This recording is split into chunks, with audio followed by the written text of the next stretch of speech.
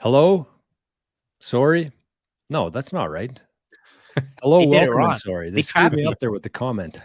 You got trapped. I was like, oh, I don't even have to Man. think about it today. I can just read this comment, but it messed me up. Hello, welcome, and sorry. Welcome to our Friday stream, Maple Bitcoin. I'm Jora. I'm joined by my good buddies, Rajat, Forrest, and we got a good show in store. I'm guessing this is going to be a new all-time high for viewership. So while you're stopping in, make sure you press the like button. Consider sharing if you got any socials that you got a big reach on, or even if you don't, share it out there. We're going to have a really good episode today. Bitcoin is ripping with no sign of slowing down. We're going through the parabolic phase, we think, and it's just getting started. So where should we kick this one off, boys? What made it happen? That's a good question, actually. You know, this is like, I mean, we're hitting all-time highs with Bitcoin, but the moves have been a couple percent a day, which is really actually not like, historically looking back at Bitcoin's performance, that's not really that crazy. Like Bitcoin would have way higher percentage rips than that, bringing it to new all-time highs. We're kind of having this like grind up, and we're just now trying to figure out like why. That is such a good question. It's like, why are we hitting all-time highs right now? Is it the Fed's gonna cut? Is it like jobs data looks good? Is it just now like people have caught on to what Bitcoin is to some degree? Like, I actually don't know, and we kind of have to like prescribe like these events afterwards, because sometimes Bitcoin's price will just move, and then we're gonna like, okay, well, it's probably this that's causing it, but it's really hard to know. One of the things that I think is making this happen is just the fact that we've been sitting on this. We've been just sitting here bored for how long? Like 10 months? For a 8 while. months? Right? It's since November. Yeah, It's pretty just, much. it Definitely was consolidating. since we've had the channel. Yeah.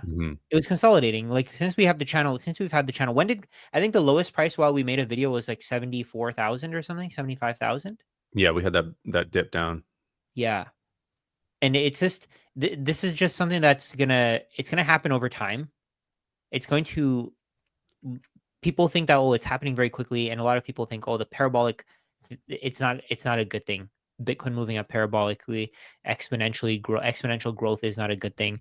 But the thing is that it's not happening just overnight. This is an overnight success after 16 years. Yeah. People think that it's going to take another 100 years for it to go to $1 million, but no, it's exponential at this point. Like another 8 or 9x from here is going to be easier than Bitcoin going from, I would say, 0 to 1,000. Would you guys agree on that? I do agree, because I think that we are like, I titled mine the parabolic phase that we're in, and Rajat, you had an awesome video talking about this with some great receipts, and I think even our thumbnail on Maple Bitcoin is talking about this too. But there's kind of a video that I actually saw that I thought was pretty good was Mark Moss talked about where we're at in the adoption cycle, and he talked about how there's like a lot of rise in price in the early adoption of something just because of the market cap. But then once institutions come in and financialize an asset, you actually see a way larger price appreciation. And this is like, he's looking at like historical examples of, say, Apple and Microsoft and Google and these kind of companies. The early adopters win if they can hold through the financialization of that too. But the massive price appreciation happens in this sort of middle phase before it becomes fully adopted and totally normal. And that is where I believe that we're like starting right now. And I think Strategy kicked that off. Metaplanet kicked that off. BlackRock kicked that off. I think that's where we're at. And I think honestly, we're going to see some serious outperformance when people are looking at the history of Bitcoin and trying to put it to today. I think people are going to be surprised. Like that's where like the idea of like all your models are broken. Like I think we're kind of going to see like maybe an S curve here personally. Yeah, that's so that's actually, I was trying to bring up a visual here for everybody, but this is kind of going along the lines of this, is like we've hardly hit the effects of scarcity so far. It's going to get crazy, just hodl. It's like we have like as time goes on here and more people understand what this asset is, the selling isn't going to go up. It's going to go down. There's going to be a lot more people holding on to this asset. There's going to be a lot of things that play into that. And so you combine the demand that's coming into it. I mean, it's so simple when you really just stop and think about it. I know it's like a new asset and a new technology and all these different things, but it's like really so simple. There's only so many units. There's only so many Satoshis. And the more people who want those Satoshis, the higher the price goes. Mm-hmm. Like we spend hours every day talking about this and analyzing it, but it's just really that simple. But yeah, I mean, the financialization of things definitely changes. It's different. And that's how I feel this time versus the last bull run we went through. Is like this one feels so much more solid, right? Like the people who were holding Bitcoin 4 years ago when we were kind of going through the same thing as we are today, they didn't, number one, they had 4 years less experience in Bitcoin, less knowledge, but you know, there's a lot of emotions involved there. The people who have been buying for these last 4 years, including the BlackRocks and the strategies, those coins aren't moving around anymore. It doesn't matter if the price shot up or crashed down. Those coins are staying exactly where they are. And that has a huge impact on just how, you know, tightly coiled this is and how much it's going to explode, I think. I think the fact that MicroStrategy, I think MicroStrategy came out with their returns or their earnings. It was like $14 billion or something like that. Yeah. In one quarter. I think that's just going to make the flywheel effect just get even stronger or more powerful because before, the way that I see it, before they were using debt to buy Bitcoin, they were basically using it was basically like they were using their future potential to buy Bitcoin. Now they don't even have to do that. Now they just give a fixed amount of money with STRD, STRK, with all those new preferred shares that they created. Well, so now you like could the think flywheel about just those gets more as debt powerful. Yeah, go ahead. to some degree. You could think of, well, they're not necessarily debt, but they're an obligation to pay in the future. No. What I mean is the convertible debt that they had before. Oh, okay. So they started with convertible debt, then they went into. So they started with convertible debt, which was probably the most expensive way to. Was that the no? Actually, was that the most expensive cost of capital? I think they also did secured debt at one point through debt, like okay. a bank loan, like a bank partnership with maybe it was Signature or Silvergate. It was a while. It was before yes, I was you're right. in the trade. They also did do convertible debt back then, but their convertible debt isn't really that expensive. It's because it's highly effective because there's a premium on the shares that they convert into. And then there's a very low interest rate that they pay or zero.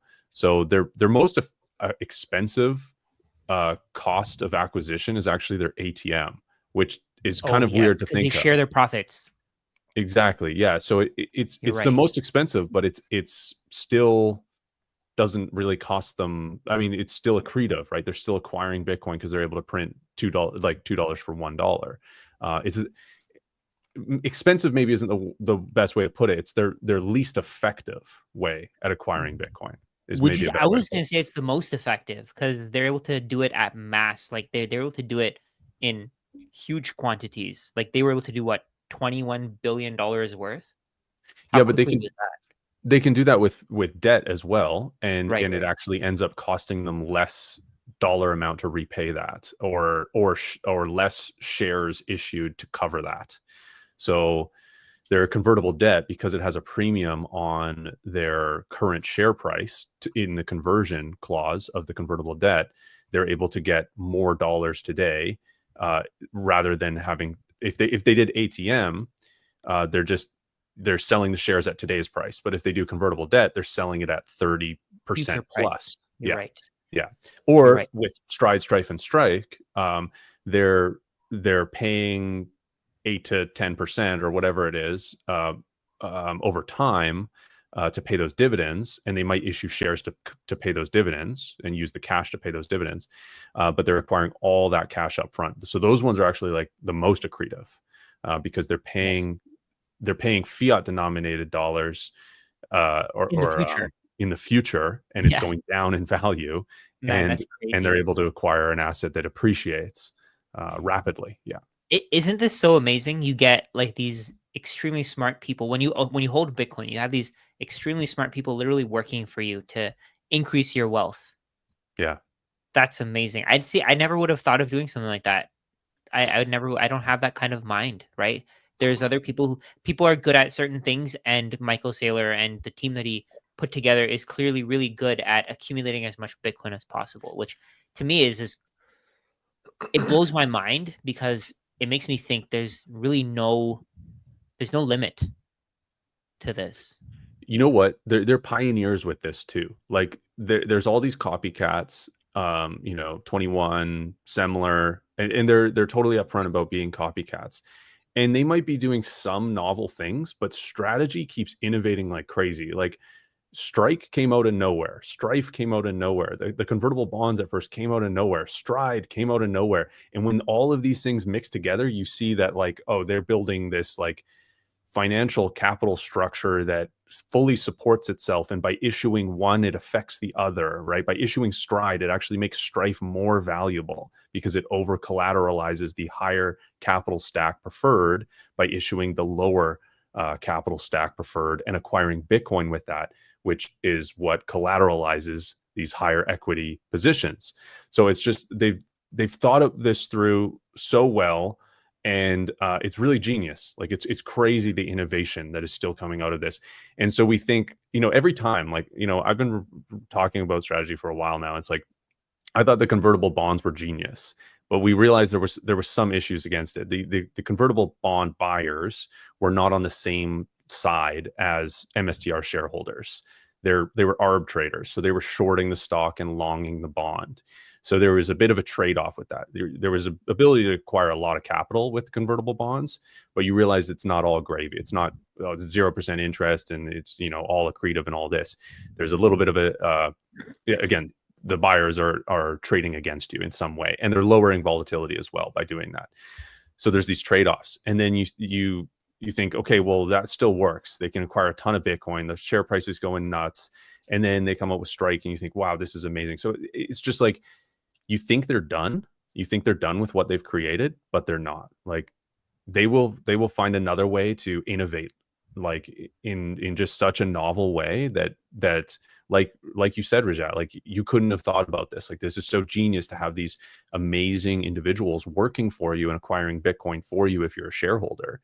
And that's exactly what it is. And they'll come up with new ways over and over. And again, yeah, there are other Bitcoin treasury companies that are innovating in their own unique way as well. I would say Metaplanet is the other one that I'm interested in, and that's because they can sell cash secured puts on Bitcoin and generate more money than they've ever generated as a hotel company, and cover any expenses through the cash secured puts strategy that they have for if they do issue a preferred, and the Japanese market will just gobble up a preferred by Metaplanet like crazy. So we'll see if all of that plays out and how they do it. But I think that there's going to be a lot of innovation from the most intelligent teams in this space. There'll be some copycats that just generically copy strategies playbook, but there will be some serious innovation as more and more intelligent people start working in this space.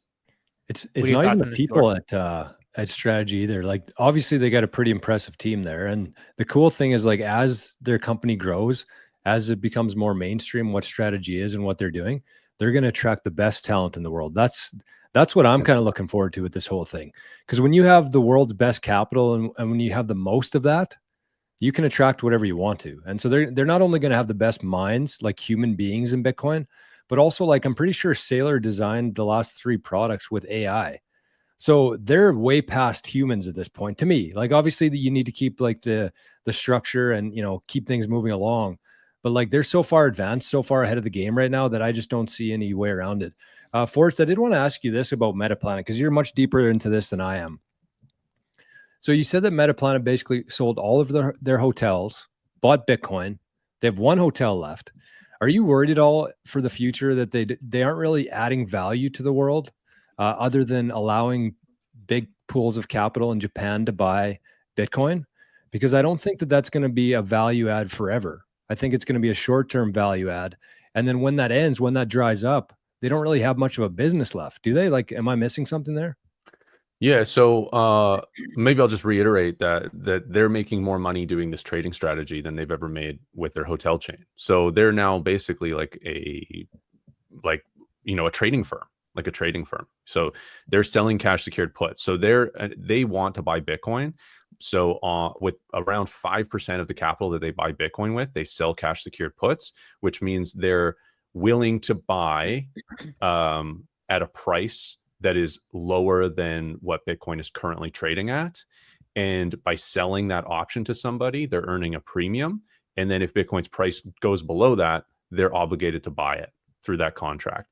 So they're now generating billions of dollars from their cash secured put selling strategy. So they, again, they're hotel sustainable. That's kind of what I'm wondering.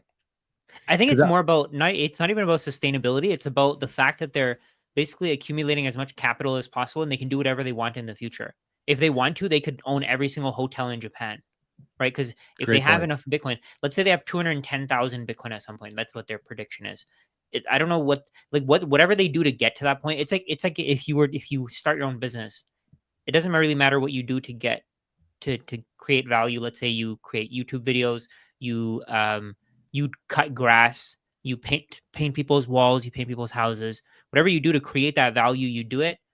That's what Forrest is saying here is that they're a trading firm, and that's how they're creating that value initially to accumulate as much capital as possible. But over time, maybe whatever their expertise in the hotel business, maybe that'll give them dividends in the future, right? Maybe it'll allow them to invest in different areas of the world instead of just being a Japanese hotel company. Maybe they could invest everywhere in the world. Maybe they could have hotels in the US, they could have hotels in China, but that Bitcoin that they accumulate is capital, and that's what gives them the ability to hire the best strategy team, to hire the best people to hire the best people to build their hotels, to hire the best planning team.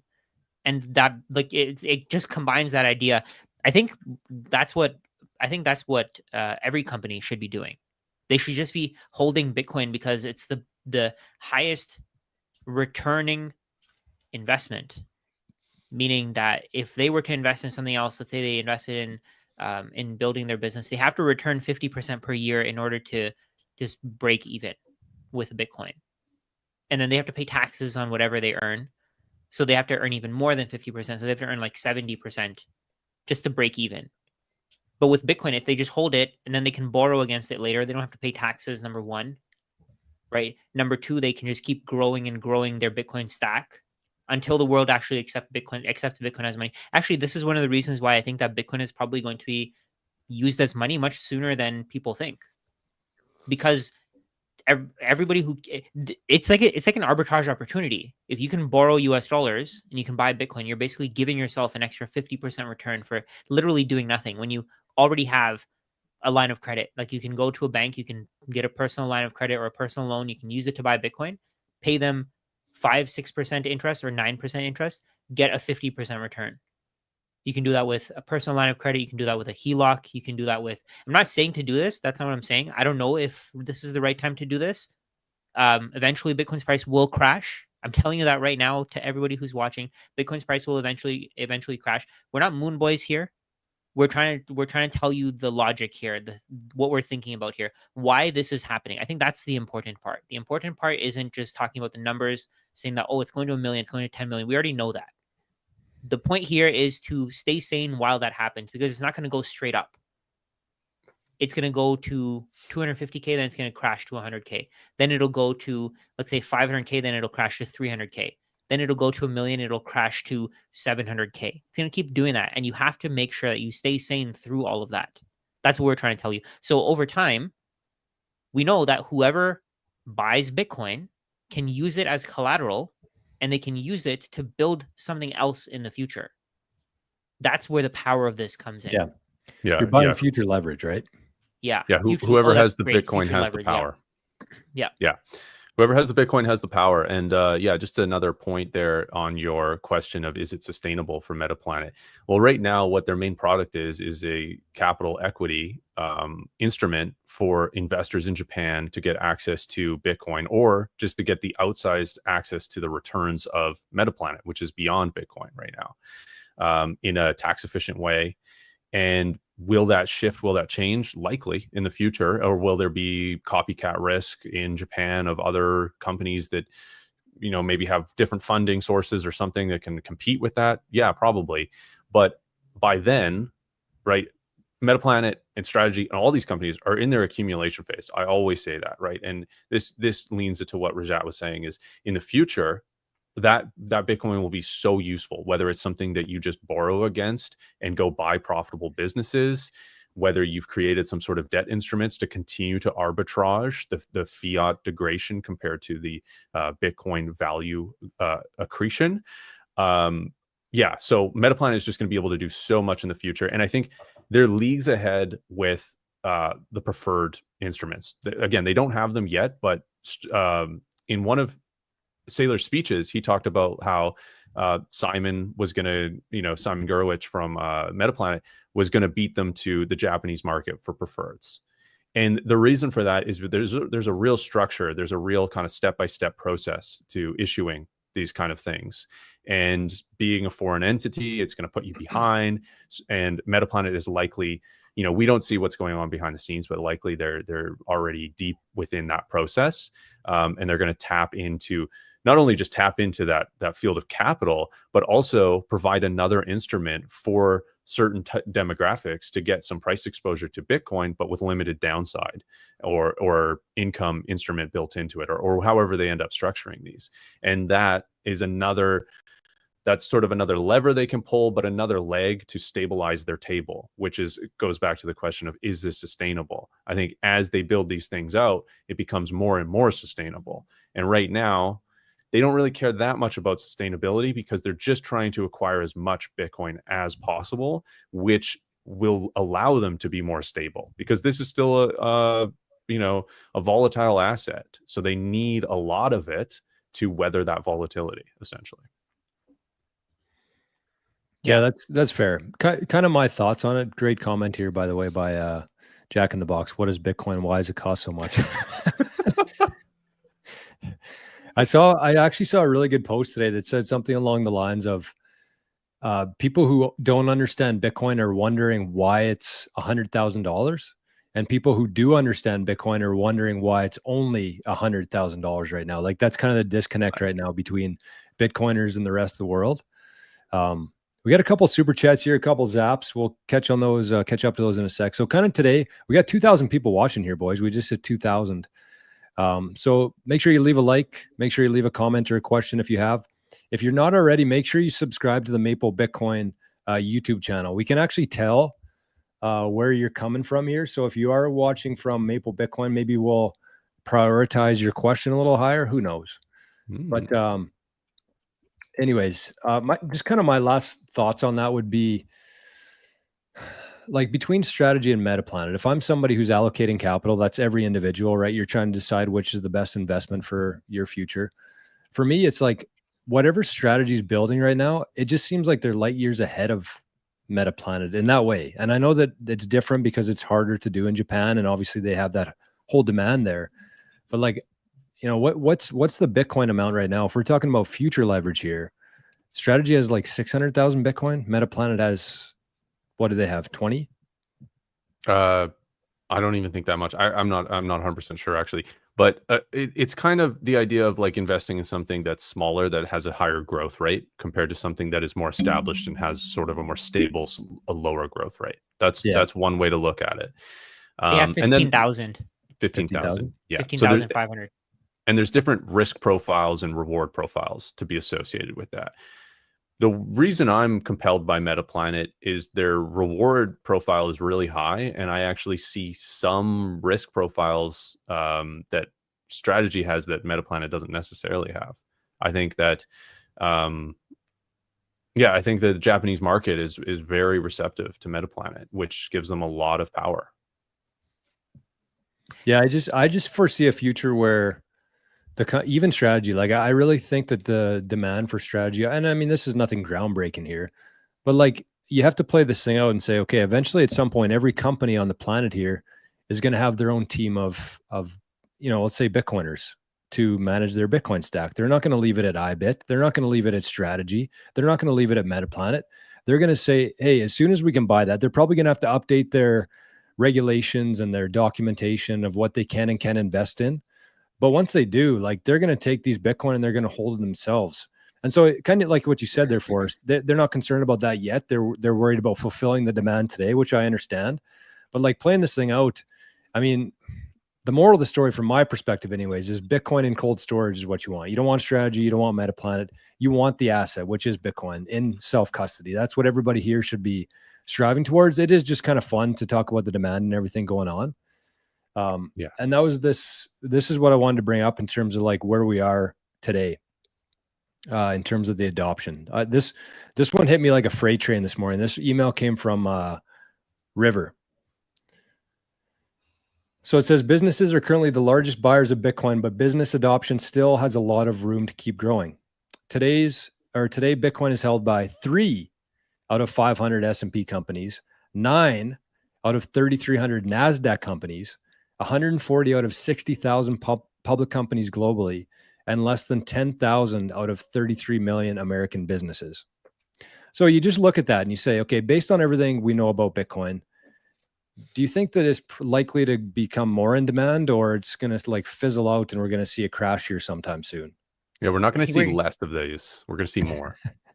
I think we're going to see more companies that hold a lot less Bitcoin. So we have just that last one there, less than 10,000 out of 33 million. Do you guys remember when we were looking at Bitcoin treasuries last time? There was a company with like 0.2 Bitcoin. Yeah. Yeah. There's probably going to be a lot more than a lot more like that, right? There's going to be a lot more that have instead of the site saying 0.2 Bitcoin, it's going to say 20 million Satoshis. It's going to say 10 million Satoshis. It's going to say 5 million Satoshis, right? There's going to be a lot more like that. So a lot of people who think that, having 1 Bitcoin today is nothing, having 2 Bitcoin, 3 Bitcoin, or 0.2 Bitcoin, 0.1 Bitcoin is nothing. It's not nothing. There's going to be some of the most profitable businesses won't be able to hold 1,000 Bitcoin. Like just wrap your head around that. MicroStrategy has 600,000 Bitcoin. Some of the most profitable businesses on earth aren't going to hold 1,000 Bitcoin. That's crazy to me. Yeah. Like that blows my mind. It makes me think about how we haven't even started yet. Well, just look at that number, 33 million American. That's not global. Yeah. That's global, American. Yeah. So just based on that, if there was all the Bitcoin that was still yet to be released, like it's January 3rd, 2009 today, and all 33 of those million American businesses wanted to get 1 Bitcoin, they couldn't. Yeah. And that doesn't say anything about who's holding it today, how long they plan on holding it for, the lending that's going to come out and make a lot less selling happen. So it's the math on this. If you just stop and look at the math objectively on this, assuming that every person, company, country, and AI is going to want Bitcoin, the math is crazy. Yeah. Yeah. Yeah. And these are just businesses, right? There's all the individuals as well. So it's pretty wild. I mean, it's just, we're so early, but people have been saying this for a long time. Like, I don't know if you guys have seen that post by Hal Finney from 2010, or I think it was 2010 it's pretty early on in Bitcoin space, but he talked about how there's going to be Bitcoin banks and there's just, there's only going to be around, he said 20 million Bitcoin, and there's just not enough for everybody. So it's going to just drive price up like crazy, that it could be like he was throwing out moon math, like before Moon Boys was like a term, right? But it's all there. Like it's been there since then, right? Like people have thought about this exact thing of how the demand is going to outstrip supply. It's just, we've never seen something with finite supply like this, and something that will just increase in demand over time. The tool of having a store of value is so much more valuable than people think it is. It's so useful to be able to store value through time and space. Yeah, agreed. And there, like we've been saying here, there's no top here. It'll keep going up. Actually, can we answer those two? Can we look at those 2 comments there? The $20 super chats. Yep. So usually, if you're new to the Maple Bitcoin stream here, usually we spend about the first 45 minutes to an hour just kind of discussing what's going on, and then we spend some time at the end of the show answering questions. So if you do want your question prioritized, you can either leave a zap to the QR code there beside Rajat's head with a message, or you can leave a super chat. So there's one, the first one that came in here from one of our most consistent supporters here, Nav 199. What is power law and your thoughts on it? Is it worth getting into what power law is? I think it is. Okay. I can actually have. I think I have a pretty simple explanation of it. I've just been trying to think of it. I had a couple conversations with people who talk about it. So basically, the power law is it tells you that Bitcoin is growing at a log pace. So if you log the time and you log the price, it's a straight line up. So if you take a look at the power law chart, it basically it's almost a way to predict where Bitcoin's price will be based on a certain level of confidence. So let me just share my screen here so you guys can see. I'm sharing my screen there. It's also it's based off a mathematic formula that other natural phenomenons Yes. also subscribe to, like gravity is a power law, these different things like that. But anyway, so what you see on the y-axis here is that the order of magnitude goes up by 10x, and it keeps going up by 10x. So what this shows you here is that it shows you what the maximum price of Bitcoin will be, the median price, the middle price of Bitcoin, and then the low end of Bitcoin. So it shows you the red line at the bottom there is like the support at the very bottom. The purple line at the top is the resistance. The green line in the middle is the fit, basically like a linear regression. So that's what it says here, the linear regression fit. So over time, this is going to keep rising and rising. But I actually think that I don't know how accurate this is going to be going forward. In the past, all of this data, basically all the data from, I would say here before this, was all retail investors. So really the current era of Bitcoin only started like 5 years ago, 6 years ago. Because that's when, 5 years ago was when Michael Saylor started buying Bitcoin. We had, of course, other massive companies buying or accumulating Bitcoin in the past as well. But publicly traded companies didn't start buying Bitcoin before. And publicly traded companies have a very easy way to access capital. They can sell shares. They can use the bond market. And I actually think that I was talking to Sina. So Sina, I don't know if you guys know about him, but he was saying how this could potentially break to the upside, but there's a 99% chance that it won't. That's essentially what it is. So there's still a chance that it could go absolutely nuts. Like we could have that S curve of adoption. That's what I think is going to happen. But there's also a chance that it won't happen, right? So let's say, for example, if governments adopt Bitcoin and they just start printing money and they start borrowing as much money as they can and start buying it, this model will have it won't work. Because at that point, the US dollar is basically worthless. And the y-axis is not accurate anymore because the supply is unlimited. Sorry, when you guys were about to say something? I'll just quickly interject. My biggest problem with the power law is that it's denominated in US dollars. Yes.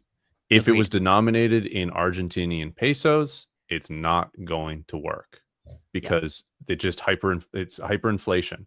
So we're projecting that these dollars have a relatively stable inflation rate, and that's all factored in to the math of it, just based on the historical price of Bitcoin. It's just naturally factored into it. But if something changes there drastically, which is totally possible in my eyes, then the power law breaks. So that's I don't know. I just think it's all based on historical data. You're trying to predict the future, which is incredibly unpredictable. There's so many variables. How can it factor all of that in? And basically, as far as what I've understood from people that are advocates of the power law is that it factors it in because it's all math and it just factors all of it in. It's like, it's just math is kind of the way to explain it. And maybe there's more to that and I need to understand the equations or something, but I just don't see how that can really be true when the future is so unpredictable and it's denominated in fiat currencies. I think it would be like trying to predict what the world's going to be like back in like the late 1800s when electricity, I think that's when it was approximately, like somebody who didn't know what electricity was before and they kind of heard about it a little bit. They started wrapping their head around it a little bit. And then they're like, okay, well, for the next 20 years or 25 years, this is the way that things are going to play out. But it's like that magnitude of scale. You can't predict what's going to happen here. It is something like that. It is a full revolution, a full paradigm shift. I don't know if people really wrap their heads around that. And when something like that happens, you can't look at the past because nobody knows. again, we don't know we haven't even felt the scarcity aspect of this asset yet. So Yeah. I would go on the side of all models are broken myself, including the power law. But again, I don't spend too much time looking at that stuff just because I understand how big of scale this whole thing is. And when you're dealing at that size, nothing else that happened before matters. Nobody knows what's going to happen in the future. That's kind of my thoughts on it. Yeah. For all we know, like there could be some company preparing right now to just buy every single Bitcoin on an exchange. And what's that going to do to the price? How is the power law going to predict that? How is that going to?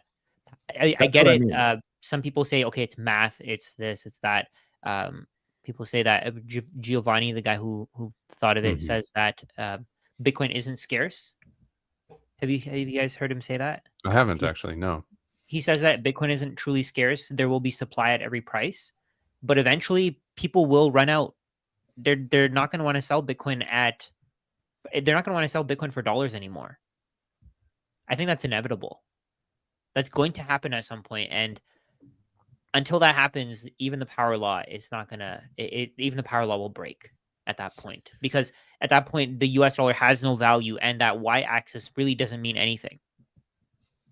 Yeah, and I would say also that there's these, like with the chart that you showed, there's linear regression fit, support, and resistance. So there's these bands, and I've seen other power law charts that have like tons of bands of colors, right?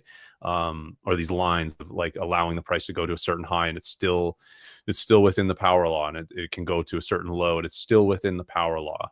So right now I'm looking at it, and the resistance is 462,000 at today's date, and it would still be within the power law. So these bands are pretty big, and that allows a lot of, like, this model hasn't broken yet because we haven't gone to 500,000 today, right? So yeah, I don't know. All models should be taken with a grain of salt. That's absolutely for sure. And I wouldn't trade using these things at all. I wouldn't trade Bitcoin in general, but yeah. You're right. It seems like in 2014, it actually broke a little bit. Yeah, and that's the other thing. It can break for a certain amount of time, but then if it breaks for too long, then the power law has been broken or whatever. Yeah, this part right here. Oh yeah, it's just above it just by a little bit. But I mean, I think that kind of makes it seem like, okay, it's possible that in the short term maybe this works, but over the long term, I mean, maybe the support at the bottom will work, but the purple line at the top, the resistance, is just begging to be broken. Yeah, and I think the support, I mean, the model I really actually like to look at, like the data that I like to look at is hash rate. And I use like the cost of production of Bitcoin as a low that we could possibly get to, and that there's a premium on spot Bitcoin because you can acquire it today, whereas the cost of production of Bitcoin takes time and chance. So I actually much prefer hash rate as a data point than the mathematics of power law. Personally, that's my favorite chart. Max Kaiser says too. The hash rate. Sorry, what were you about to say there, George? Sorry about that. I was just going to say that's my favorite chart in Bitcoin right there. Oh, the hash rate. Yeah. And the difficulty adjustment is nice to have on there too, if you toggle that one on, because it just shows that, yeah, the difficulty is just getting harder and harder, which is making it so that Bitcoin is not being issued faster and faster, right? It's this perfectly built structure. It's stuck in time. Yeah, stuck in time, exactly. The models, to me, I think that a couple things that I wanted to say on that is, like, if you play this out far enough into the future, this is kind of what I think is going to happen over the next little while. I don't think it's going to happen this cycle if we're still in cycles, but within the next couple of years. But at some point, like, all these models before are based on something that if the demand goes up, you can issue more supply of it. Every other asset has been like that in human history before. So that Bitcoin's different. And I think that we're going to get to a point here. There's some early movement of this right now between lead and strike lending. But at some point, there's going to be really no reason to sell your Bitcoin. And so that's what happens every cycle before this, is like the price would run up and everybody who's in a profit, they start taking some profits and buying things that they've been putting off buying for the last couple of years. But at some point, they're not going to have to sell their Bitcoin anymore because people are just going to lend against their Bitcoin. So at that time, as you see all this demand coming into Bitcoin, but nobody's really selling their Bitcoin, they're just taking on loans against it at the bank. What happens at that point? How could any model up until today predict that into the future? And to me, that's where the price just goes ballistic. Man, there's so many strategies to just make it so that you don't have to sell Bitcoin at this point. Like you could sell a tiny little bit instead of a larger amount, and you could buy puts with that so that you hedge your downside in case anything does happen. And then that's kept you from not having to sell your Bitcoin. Like you can just hedge, you can hedge any direction now really, really easily with traditional finance methods. But even if you think about who's going to be owning Bitcoin, like the next wave of adoption here, right? It's going to be institutions. We know that. But think about the people with a lot of wealth right now, the people who hold real estate, and the people who are going to understand what Bitcoin is. They're going to see that Bitcoin's much better than the real estate that they hold for a lot of reasons. And they're going to start flowing that into Bitcoin. And at that point, they're going to have much less emotions. It's not just some guy on Twitter who's like trying to 2 or 3x and then buy a new car. It's like these people are here for wealth, to store their value. And so there's going to be a lot less emotion involved. They know the tools and tricks to avoid taxes and use their assets as collateral and take out money that way without actually having to sell the assets. We're moving into a whole different stage of Bitcoin holders here. And I think we are a ways away before like people stop selling their Bitcoin, but at some point that's what's going to play out here. Yeah, that's what I was going to say. Is there's still going to be there's going to be this redistribution that happens. People see the price go to a certain level, they sell a little bit, right? They're rebalancing, they're taking profits, whatever, and then people buy it. Right? People buy it, and then those people wait until a certain point to do the same. So there still is that. That's why we're seeing these stairs stepping up. There's also leverage within the system, and that creates more volatile movements. There's a few different reasons. Like I was just looking at the liquidation heat map, and I think we hit 113, and a ton of shorts got liquidated, which just skyrocketed up to 116. So I mean, that's a big reason why we see elevated moves is people leveraging, highly leveraged, not taking a loan out, with an LTV of 50% through let-in, but like using perps and having like 100 times leverage and things like that, right? So that is part of what drives the Bitcoin price as well. Imagine shorting Bitcoin right now. I mean, there's different strategies for it. I think I saw somebody was shorting strategy and long Bitcoin because they thought that the premium was too high, the NAV was too high. There's different strategies. I get it, but like, imagine holding 0 Bitcoin or 0 sats right now and watch what's happened over the last year with the news, the price, the demand, everything. It's like, at what point are things going to change here especially for like a financial advisor? And Rajat, you might be able to speak on this a little bit better than I can, but like, I don't know. It's weird to me that financial advisors are still, for some reason, ignoring what's happening here. And at some point, do you think it's going to be like, could they get sued at some point for like negligence for their clients of like, this is pretty obvious what's happening, 10 years best performing by far, and you're still ignoring it? I feel like that's like negligent to your clients. Is there something like that, or am I out to lunch with that? I don't think they'd get sued. That actually goes into what Alex commented there. The super chat, I'm 25, work at a top US bank, a coworker laughed. Okay.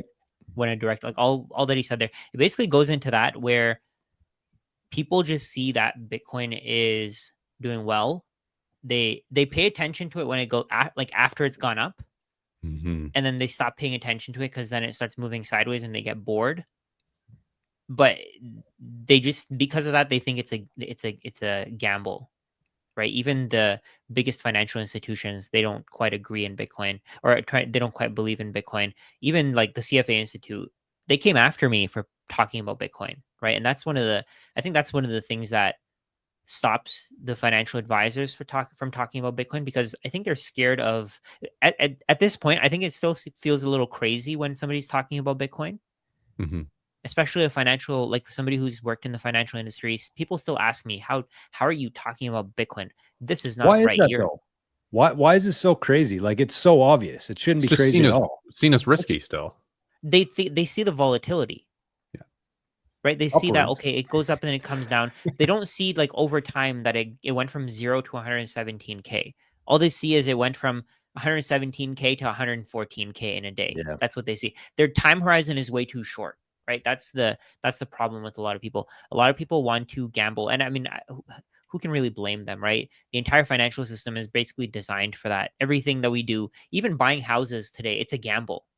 You borrow as much money as you can, and you bet that the value of this thing that you're buying is going to go up over time, and you're going to be able to pay back the value of that house. And how long is it going to take you to pay it back? 30 years. In 30 years, the world can completely change. What if the area that you live in has some kind of issue where the value of the house drops, the demand decreases? How are you going to get out of that? That's the biggest risk that you can take. But people don't see it that way, right? Most of the world still thinks Bitcoin is a risky asset. They still think that Bitcoin is, it can go to zero. They think that, like even people like Jamie Dimon, they keep mentioning it all the time. Oh, Bitcoin is going to zero. It's garbage. You should own gold. You should own stocks. You should own US dollars. US dollars aren't going anywhere. So people just don't want to, they don't want to admit it that they were wrong. And that's one of the reasons. Also, there's also the other fact where think about how, like right now, I charge people an hourly rate. And some people, it costs a lot. And you guys, all of us actually charge an hourly rate, just to plug us. All of us charge an hourly rate. Some people think it's expensive. But when you go to a bank and you get advice, you're not paying them an hourly rate. You're paying salaries. Mhm. You're paying your executive salaries. That's what you're paying for. So upfront, it seems like it's cheap. But over the long term, you see, okay, 1% seems cheap. But over the long term, you see how 1% is going to cost you like 300, 400, 500K. You're also paying for underperformance with them. Yes, exactly. And those financial advisors, they want that. They want that salary, right? When I was working at the bank, I was getting a pretty decent salary. Mhm. But it's not like the people that I was advising were outperforming the market. I was just rebalancing bond portfolios. And I was getting paid more than somebody who probably works way, way harder than me doing a construction job. Mhm. To me, that's crazy. Like it doesn't Yeah. even make any sense. And it just goes to show you the era of bullshit jobs. And Yeah. the bullshit jobs that this guy's talking about, Alex, the director. Of course, he's not going to like Bitcoin because his job is paid for by stocks, by bonds, by real estate. Bullshit. So why would he want Bitcoin? If he starts telling people buy Bitcoin, put it in self-custody, they're not going to come to him for his advice anymore. They're not going to ask him to give him advice on what they should buy. And what's he going to say at the end of the day? He's going to say, "Oh, buy index funds," or he's going to tell you to buy the Magnificent Seven when you could have just done that yourself. Mhm. It's too profitable to not. It's too profitable to ignore Bitcoin. I think that's the problem. Just to answer all of that, what you were saying, why hasn't the financial industry figured it out yet? It's too profitable not to. Yeah. Because really the Bitcoin strategy is too easy because Bitcoin is money and it's money you can save in. So what kind of advice do you need from a financial advisor to just say put your money in Bitcoin? Like you don't need to pay for that, right? And they Like, don't make a fee off it. Yeah, they don't make a fee off of it. There's nothing complicated. There's not like, there's no inside access you have within the bank system to be able to buy and trade certain bonds or to allocate to certain positions. There's none of that. It's just you buy and hold Bitcoin.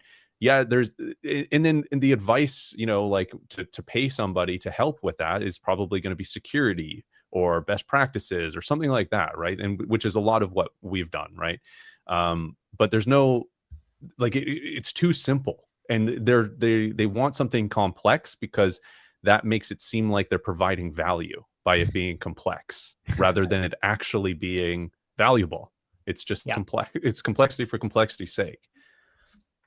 It seems like whoever's closest to the money printer has benefited the most. Like you said there, Rajat, the people at the banks, the people, financial advisors. Meanwhile, the electricians, the plumbers, the guys, hanging off of hydro poles, they're pretty far away from the money printer. So they are way underpaid compared to, what some of the other guys make. But I want to bring this one up. This is from Carnage over on Nostr. It said, if you're not a bit curious why something goes from 0 to 120,000 in 16 years, then you have no business managing somebody else's money. I was so tempted to post this on LinkedIn this morning after my 1 year hiatus from LinkedIn just come in hot. But I was like, that's not going to benefit you, Jor. Take it easy. Take a step back. But like, how true is that? Like, if you're still ignoring Bitcoin at this point, I think that you should be charged. I think it was $1.52 up here said the fiduciary duty for your clients is to, understand this stuff, because I guarantee you financial advisors actually took the time to understand what Bitcoin is. If they had their clients' best interests in mind, they would be buying this stuff. And they don't need to necessarily advise their clients to go off and put Bitcoin in self-custody. Get some strategy, get some IBIT. You're still going to get a percentage point of the investment that's outperforming everything else. It's like, what are you doing at this point?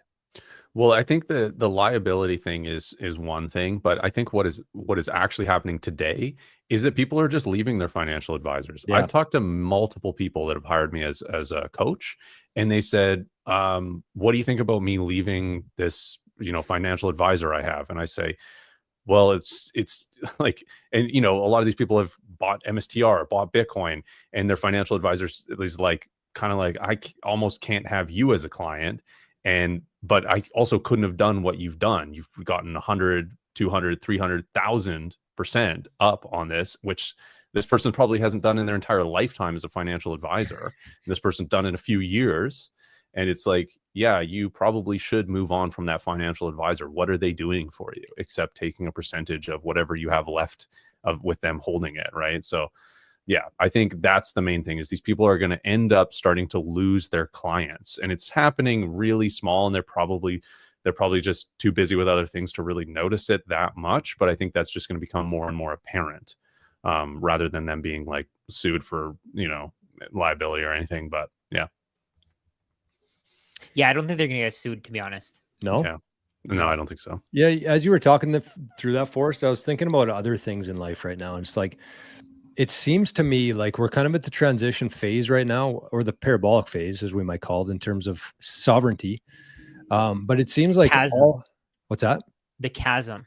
The chasm. Yeah, I think it's crossed. And I think that financial advisors, I think that the governments, politicians, I think that the media, everybody kind of knows in the back of their mind what's playing out right now, even though they won't admit it out loud. But it just seems to me like they're trying to squeeze every last drop of everything that they can before people just ditch them. That's what it seems like to me. Like nobody's really trying to adjust here to what's playing out.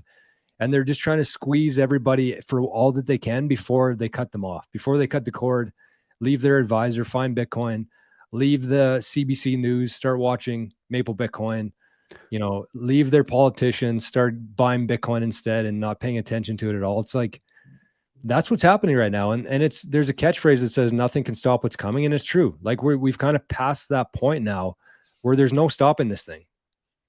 Nothing stops this train. Yeah. Yeah. And, between AI and Bitcoin, it's coming for a lot of people's jobs, and you gotta get on both those trains, because they've left the station. So, you got to chase after it and jump on that cart, man, because yeah. It's that's another one for us. And it's like, to me, that's the most important one, because politicians, media, the financial advisors, they're fine, right? Like they've milked all they can out of this old system, but like it's the average person who's failing to acknowledge what's happening here, and they're trying to squeeze every last ounce out of their job before they get fired and replaced by a robot or AI, and they're not taking the steps to prepare for what's coming here, and they don't have the same kind of reserves that the other people that we talked about had there. So yeah, I think that's very important.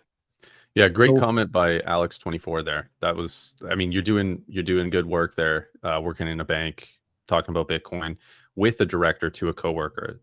So yeah, kudos to you. I think the second one is just a continuation. Okay, should we address super chat that you did too? Yep. I think it's just a continuation. We can just get it out of the way. Where is it? Well, yeah, thank you, Alex. That's very generous. Yeah. I like the orange super chats. That's a $20 level, orange. Oh yeah, that one there. Yeah.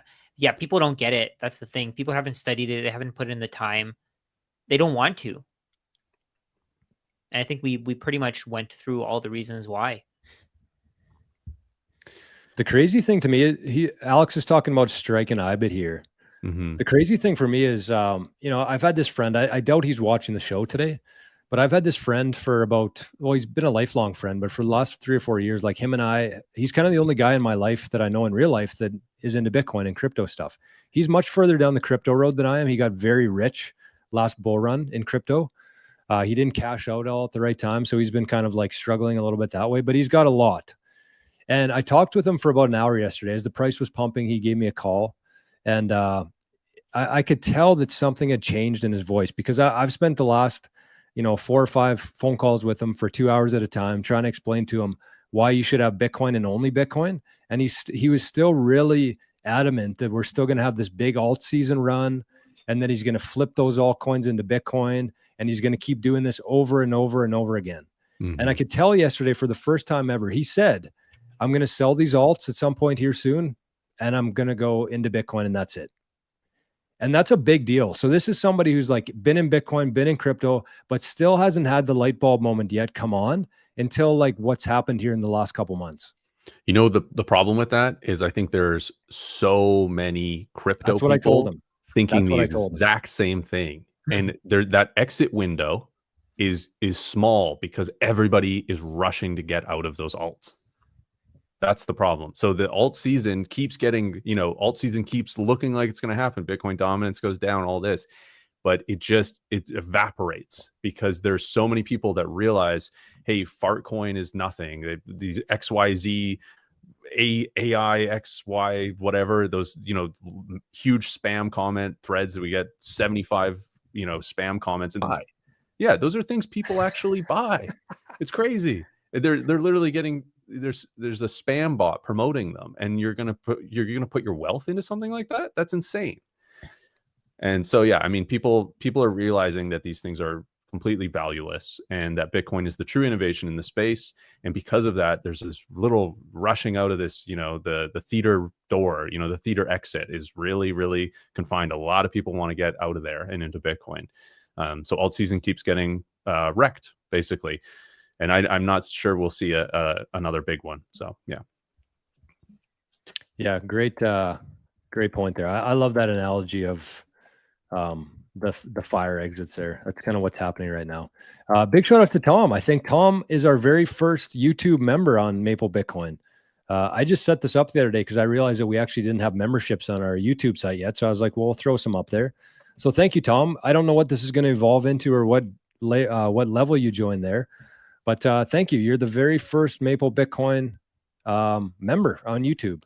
And big shout out to everybody who has been joining the school community. Do you guys want to talk about that for a couple seconds? I think there's some pretty big things happening over there right now. Let's do it. Absolutely. I'm going to share the link in the chat here. So if anybody wants to join it, you guys share it as well, just because people won't be able to see it from mine. Right. But yeah, the school community. Yeah, go ahead. So we got 119 members in here. So about 65 have joined since our last Friday stream. It is buzzing. We got lots going on here. We got lots being added to the classroom here. So if you're somewhat new to Bitcoin, I would say that this is a pretty good spot for you to be. You got Forrest, you got Rajat, you got myself, you got 119 other people in here. We decided that we were going to take it easy on the price increases. We did bump it up a little bit to 25, but I think it's still super reasonable. And I think we're just going to keep increasing in slow increments as more and more members join. So it's kind of like Bitcoin. You get Bitcoin at the price you deserve. You join the Maple Bitcoin community on the day you deserve. But we got the master classes. These are 2 exclusive videos that we've done in the last 2 weeks. One was talking about how to buy Bitcoin, which kind of seems like a real straightforward thing. But we spent an hour talking about it and the different strategies, what to look out for when you're buying Bitcoin, utilizing Lightning, UTXOs, everything you need to know about buying Bitcoin. I mean, the example that I like to use here is I was in Bitcoin for like 3 years, and I was at the point of conviction where I was buying Bitcoin every week. I had a DCA, $10 a week, and I was sending it to my cold storage because that's what I had been told by YouTube to do. And at the end of this, I had a huge stack of UTXOs. I had to pay 200,000 sats to consolidate that transaction. And this was me being in Bitcoin for 3 or 4 years at that point. So just because you've been here for a couple months and you bought some Bitcoin, you might be missing things. And that's kind of the main benefit, I think, to joining something like this is you don't really know what you don't know. And so we're trying to fill the gaps here for people, growing your knowledge, your network, and your net worth. That's kind of the trifecta here that we're working with on Maple Bitcoin School. I want to say something about the buying Bitcoin one. It's really easy to buy Bitcoin, but it's not easy to buy Bitcoin efficiently. And that's what we go over is the more efficient ways to buy it, which leaves you with more sats at the end of the day. And those sats are going to be worth a lot. So it's a really good idea to figure out all those little nuance changes that could help you acquire more sats when you are buying Bitcoin. And we go over a lot of that in that masterclass. Yeah, I think over time, the small things that you learn are going to increase your conviction. Once you actually understand the processes, it just gets easier and easier to buy and to hold. I think one of the things that really got me to start understanding what Bitcoin is the education, right? If people hadn't been putting up content for a very long time, it took me a very long time to get to where I am today. But if people hadn't put up content, it would have probably been a lot harder for me to get to where I am today. I think one of the things that we're trying to do with this community is we're trying to help you accelerate that. We want you to get to that point where you can go and buy Bitcoin confidently a lot sooner than you would if you just kept putting it off and you kept putting it off. So what we're planning on doing here is we're going to keep adding different topics to the masterclass folder that we have there. We have 2 there already. As we add more, we're going to be increasing the price. If you want to join and you want to watch the masterclass, I think those are extremely valuable. They're exclusive to the community. We're actually going to be doing more 1 hour, 1.5 hour videos like that. We're going to keep adding them to the community. So as we add more, we're going to increase the price. We're thinking we're going to increase it by maybe what were we thinking? $4 or $5 a day, or $4 or $5 a week? Yeah, every time like 10 new people join. Yeah, 10 members. Okay, yeah. So every 10 members that join, we're going to increase it by $1. And I think that's reasonable because the more people that join the community, the more work we have to do to make sure that our DMs are answered. We're putting in more time. You're getting way more quality information in that classroom. And keep in mind that we haven't even done any live sessions yet. We're going to be doing, what was it, monthly live sessions? Yep. Where you can ask all your questions. You can see, we're going to be doing Zoom calls. You can talk to other people. I do something like this in my own community. People love it. People find it extremely valuable because they can ask questions that they may not have even thought of before. And while they're having a conversation with 10 other people who are also on the same journey, they may have thought of a question. They may bring it up. And we're going to be posting all those live sessions in the community. So join it, check it out. You can do the free trial if you want to. It's $25 a month? 25, yeah. 25 a month. So you can do the free trial if you want to. It's free for a week. But if you want to join, if you want to see the master classes right away, skip the trial because then you get access to it right away. The master classes are only available to people who have an actual membership. The trial gives you access to other things. So for example, you can watch our, what does the trial give you access to? You can watch our MSTR master classes. You can read my ebook. What else is available? Do you guys have something available on there for the free? I think my multi-generational wealth course is on there. It's 8 episodes, kind of like, how to think long-term about this, how to protect your private keys, how to manage your UTXOs and stuff like that. I'm pretty sure that's on there. Yes. So if you find these valuable, I would highly recommend joining because we're going to be putting everything we can into those communities, into that community. And we want to make sure that our goal isn't to keep you there forever. If you want to stay there forever, you can be, but our goal is to get you to learn about Bitcoin, to accumulate as fast as you can, to go through the process of starting to learn to having like 80, 90% of your net worth in Bitcoin at some point. Most people will never reach that point. They'll get to that point, but they won't do it soon enough. It'll happen automatically because Bitcoin is going to outperform everything, but they're going to keep their assets in other, they're going to keep their wealth in other assets. And those other assets are going to keep decreasing in value over time. They're going to keep losing in value over time against Bitcoin. They're going to be able to accumulate less hard money that will be the world standard within the next 10, 20, 30 years. So right now, you guys can quote this. Take a clip of this and post it somewhere if you want to the audience. Within a few years, you're going to see that 0.1 Bitcoin is going to cost you $100K. Today, a whole Bitcoin costs you 100K. In 2022, a whole Bitcoin costs you 15K, $15,000. It's up $100,000 from that point. At a point, 0.1 Bitcoin is going to cost you 100K. Then 0.01 Bitcoin is going to cost you 100K. It's going to keep rising and rising. Our goal is to get you to that point where you get to those levels sooner rather than later. Yeah, and the whole thing here, the reason why we're doing this is it's $25 a month, but we actually want to get you in a position where you're making more than you pay for the membership. That could be in different strategies like MSTY. That could be in starting your own media company and giving, tips and tricks on how to do that. That's the kind of stuff we're talking about. It's not going to be all technical Bitcoin. It's a community, it's a network, which I think is the most valuable part of this whole thing. I think the bigger your network within Bitcoin, the faster you can escape the fiat system, because then you can start buying and selling and collaborating with other Bitcoiners. That's where you want to get to. You don't want to have a bunch of Bitcoin that you don't know how to protect and you don't have anybody to talk to about it. That's why we have this. And you might say, well, why don't you guys just start a free Telegram chat? Well, for obvious reasons, there'd be a bunch of spam in there and then it would get drowned out. Like I've been in those before. We had a Discord channel for a while.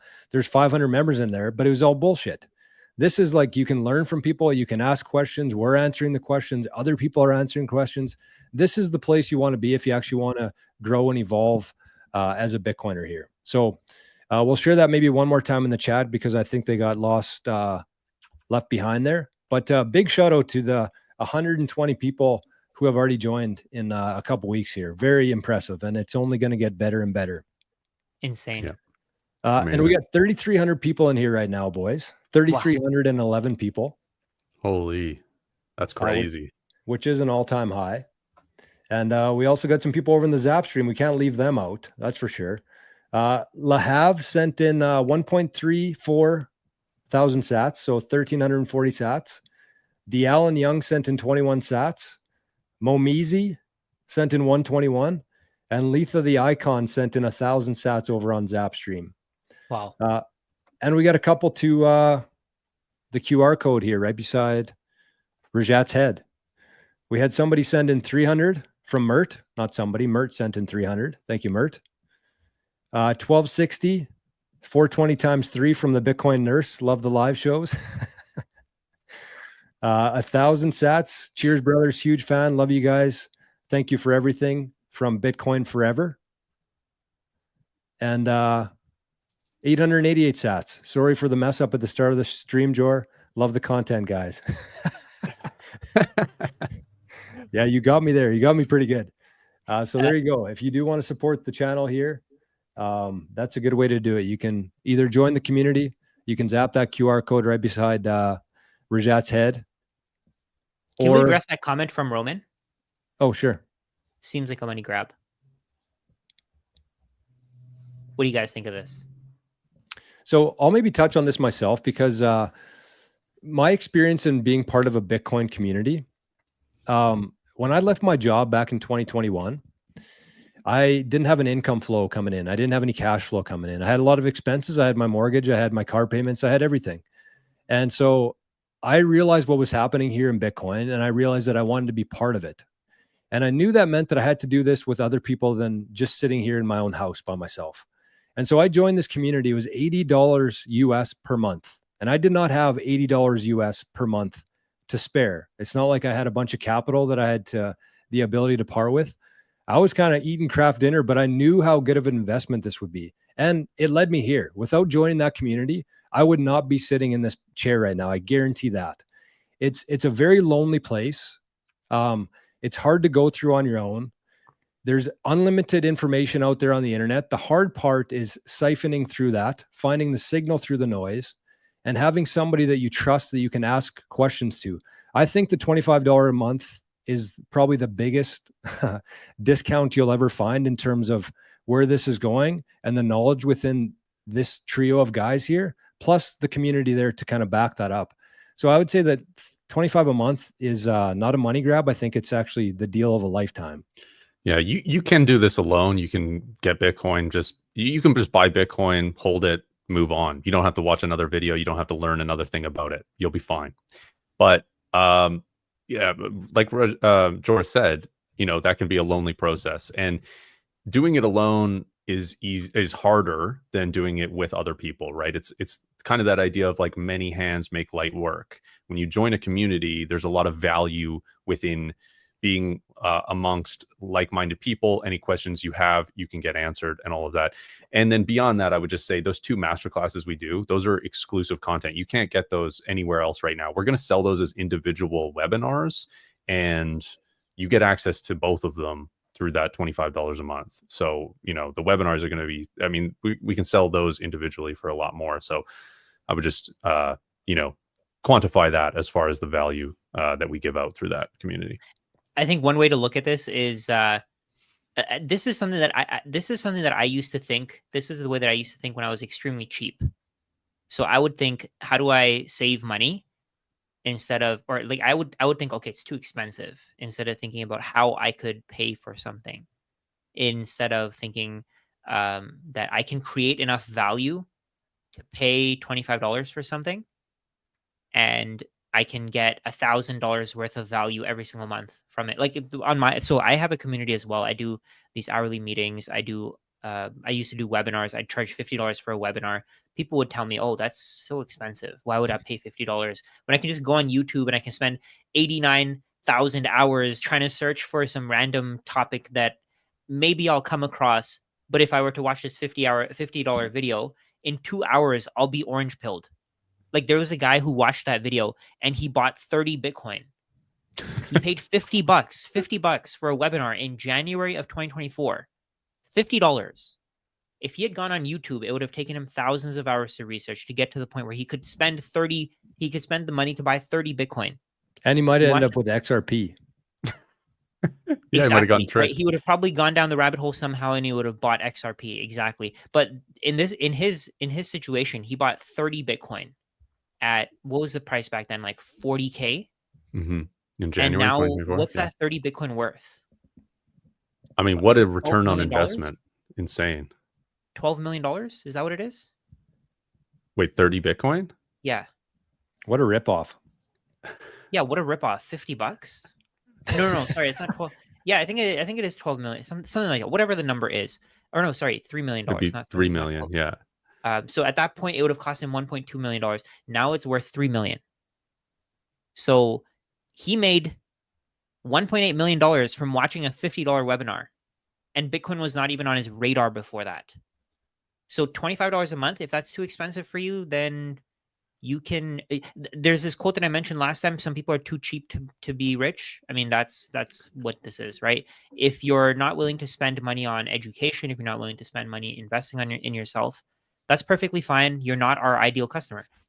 Yeah. And there was a great comment up here that I really liked, which was, I spend money on 2 things, Bitcoin and myself. Nothing Amazing. else. That's Daniel it. From the living he's in the school future, community. Right? Yep. Yeah. It just makes sense. Like, again, we're not forcing you to buy it. We're literally taking 2 hours of our Friday here, doing this for free.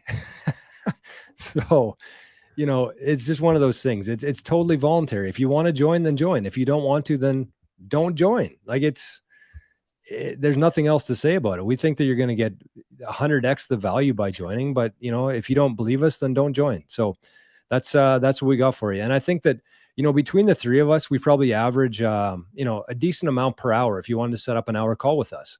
And the private Q&As that we're going to do once a month, it's not going to be you in the chat. You're going to be able to go on like a Zoom call. You'll be able to be there with your video on, your audio on. If you want to ask a question, instead of paying hundreds of dollars for the hour, you could pay $25 and join and be part of it with everybody else, meet other people, meet other Bitcoiners from around the world. Everybody underestimates how powerful a network is, and especially within Bitcoin. So anyways, thanks everybody for listening to our little ad there. We hope that a bunch of you join. And we guarantee, you know, this is what I would say. This would be my guarantee. You guys don't have to speak for me here. But I'll say that if you join and you pay for a month and you don't feel like you got the value, I will personally pay you back 100% of your membership in Bitcoin. So a better asset. You can't lose. That's how confident I am. Like, you're going to be, it's a deal of a lifetime. I really believe that. You got the Jora guarantee. We're not trying to rip anybody off. We're trying to help as many people as we can here. And we think that this is the most effective way to do this. It's a win-win for both. And so that's what we're doing. So if you're watching this later, I will also put the link to the school community in the pinned comments for you in the show notes. So don't feel left out here. But Jerry Loves Freedom, $10 super chat, and another $10 super chat. Jerry's I want to just mention quickly, leave a thumbs up. You did 3. 3. Oh, 3. Wow. Leave a thumbs up. It's free. It helps with just pushing our content to more people. More people can learn about Bitcoin. We want to help as many people as possible. We want as many people as possible to own Bitcoin, because at some point, Bitcoin will be the world reserve currency, and it's kind of selfish on our part. We want to make sure that people don't come after us, because if more people become wealthy because of Bitcoin, they're not going to want our Bitcoin. They're going to have their own Bitcoin to spend. That's right. Great call, Rajat. Thank you, Jerry, for the super chats. Very, very generous of you, my friend. Jerry the man. That's right. Okay. Well, we missed a lot of people here in the chat. So we got about 40 minutes left, boys. So we just get to some questions and just roll with it. Let's do it. Yeah, let's answer some questions. Let's do it. We'll try not to money grab you here with all this free info we're going to be giving out for the next 40 minutes. Hopefully it's not too expensive. Yeah, hopefully the free 40 minutes here, 2 hours, isn't too expensive for you. CJ says, Rajat, my bro, would you sell some Bitcoin to buy a house to live in? So I've been thinking about this, and I had a conversation with somebody who was asking me the same question. He actually had a conversation with Jor right before. So Jor told him, set aside a stack, a UTXO with a certain amount of Bitcoin, that at some point, whatever you want to buy with it, you can buy with it. If you, let's say, for example, you put aside 0.2 Bitcoin, at some point it's going to be worth enough to buy a house. What I told him on top of that, so I said, so that was Jor's suggestion, which I think was an excellent suggestion. What I said was that you can do that. Plus, on top of that, if you wait a couple of years, let's say you delay gratification just a little bit longer, you're going to be able to get a loan against that Bitcoin instead of having to sell it. So if you get that loan against that Bitcoin, it's almost like setting a stop loss on your Bitcoin, where if Bitcoin's price falls a certain level, then it's going to be sold automatically. You were going to sell it anyways. You were going to pay the taxes anyways. So instead of selling the Bitcoin, you can borrow against it, and you can continue the speculative attack on fiat. You can go to your lender. They'll give you more freshly printed fiat to buy your house. Instead of you having to sell your Bitcoin, you can borrow against that Bitcoin, keep the Bitcoin, and over time, if you have cash flow, just keep paying back that loan exactly like you would with a regular loan from a bank. So instead of selling that Bitcoin, borrow against it. Over time, I think you're going to see that the collateral value increases. You're eventually not even going to have to pay back the loan, because fiat is going to keep losing value over time. So if you have, let's say, $1 million worth of Bitcoin, you borrow 500K against it, eventually that Bitcoin is going to be worth 2 million, then 3 million, then 5 million. And your loan against that Bitcoin is going to keep decreasing in purchasing power. We actually explained that in one of those master classes. We went really in depth. And I think that's one of the most valuable points of our community. We do these topics and we go really in depth. So I think at some point you may want to sell it, or if you want to, you can take a little bit more you can delay gratification a little bit more, maybe take a little bit more risk and borrow against it. Up to you how you do it, though. Everything has trade-offs. There's no perfect solution. Yeah, I don't really have much to add to that. I would just say that housing costs, or houses are going to go down in value compared to Bitcoin. So whatever you can do to basically hold on to your Bitcoin and not buy a house, I would personally do. And that I'm literally doing that. I'm living in a small apartment, renting it, as opposed to buying a house. I easily could have sold my Bitcoin to buy a house, and it just didn't make any sense for me to do that. There is value to owning a house and feeling like, you have your own property, your own space. You can do whatever you want. There's certain restrictions you might not have. So I get that. But if you can delay, like, those are really gratifying experiences when you own your own house. But again, as Rajat said, if you can delay gratification, you're going to see an outsized return because of the value of Bitcoin comparative to the house that you could have bought in the present. And G made a really great point there. I don't think I mentioned this. There's no tax either. If you borrow against your house, you don't have to pay capital gains taxes on the sale. Yeah. You get a bigger house. You get 2 houses instead. The longer you wait, you can get 2 houses instead. Yeah. The thing that I would put on top of that is when we're talking about UTXOs, and I hope that people, if you're watching the show, if you don't want to join the school community, that's fine. But I really think that you should take some time and learn what a UTXO is and why it's so important to understand what that is. Because in the future, you're going to be able to loan against your Bitcoin. You're going to be able to do a lot of different things with your Bitcoin. You're going to spend some Bitcoin. You're going to take a loan against your Bitcoin. You're going to hodl forever a lot of your Bitcoin. These are the kind of things that you have to start thinking about today so you don't expose your privacy or pay a bunch of transaction fees in the future. And so this is something that you have to think about like 5-10 years in advance before you actually implement some of this stuff into your life. So my example for this guy, I said, bookmark 1 UTXO, do like a projection of like your compound annual growth rate, see what the housing price, like the ballpark of the house that you want to buy, what it's worth, figure out how much you want to spend of your Bitcoin or loan against, and then bookmark that UTXO. Because if you do that, then you won't actually have to expose your whole stack to the bank. You can just say, here's my 1 UTXO. I want to take a loan against this. Then you don't have to combine a bunch. You don't have to include a bigger UTXO that you had. You just specifically expose that 1 UTXO to the bank. Like, these are the kind of things you have to be thinking about in the future when you're spending or loaning against your Bitcoin, is stuff like this. And this is the deep dives that we do within the school community there.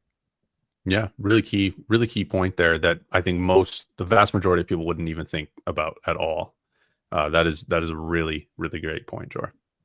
Yeah, I think we're going to be doing a specific video on UTXO management. At least one, because it's so important. At least one, yeah. Yeah.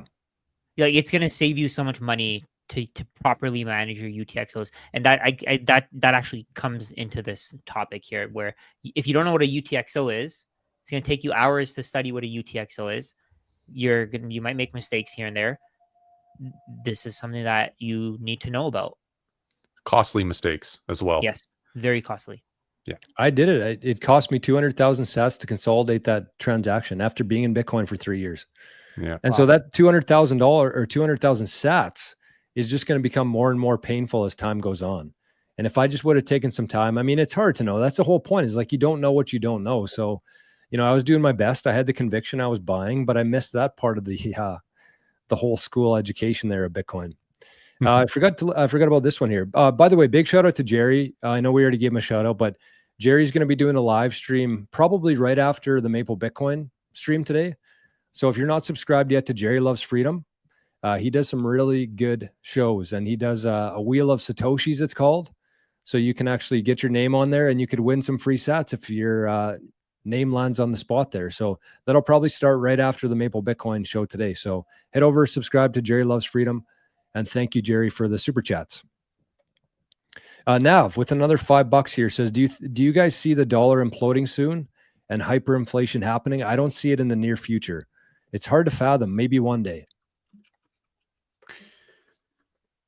Soon, I guess, is we maybe have to define soon. But yeah, I don't see it in the near future. It's hard to fathom. Maybe one day.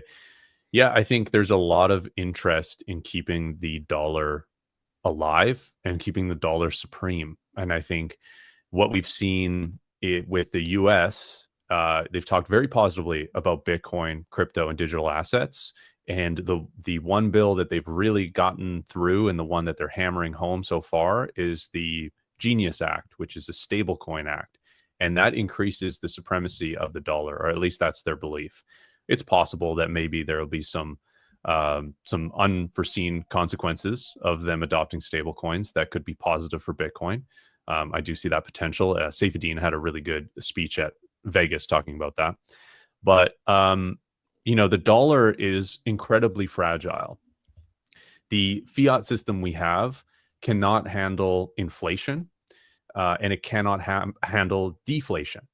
So it is incredibly vulnerable. And when you have a vulnerable system, eventually it breaks.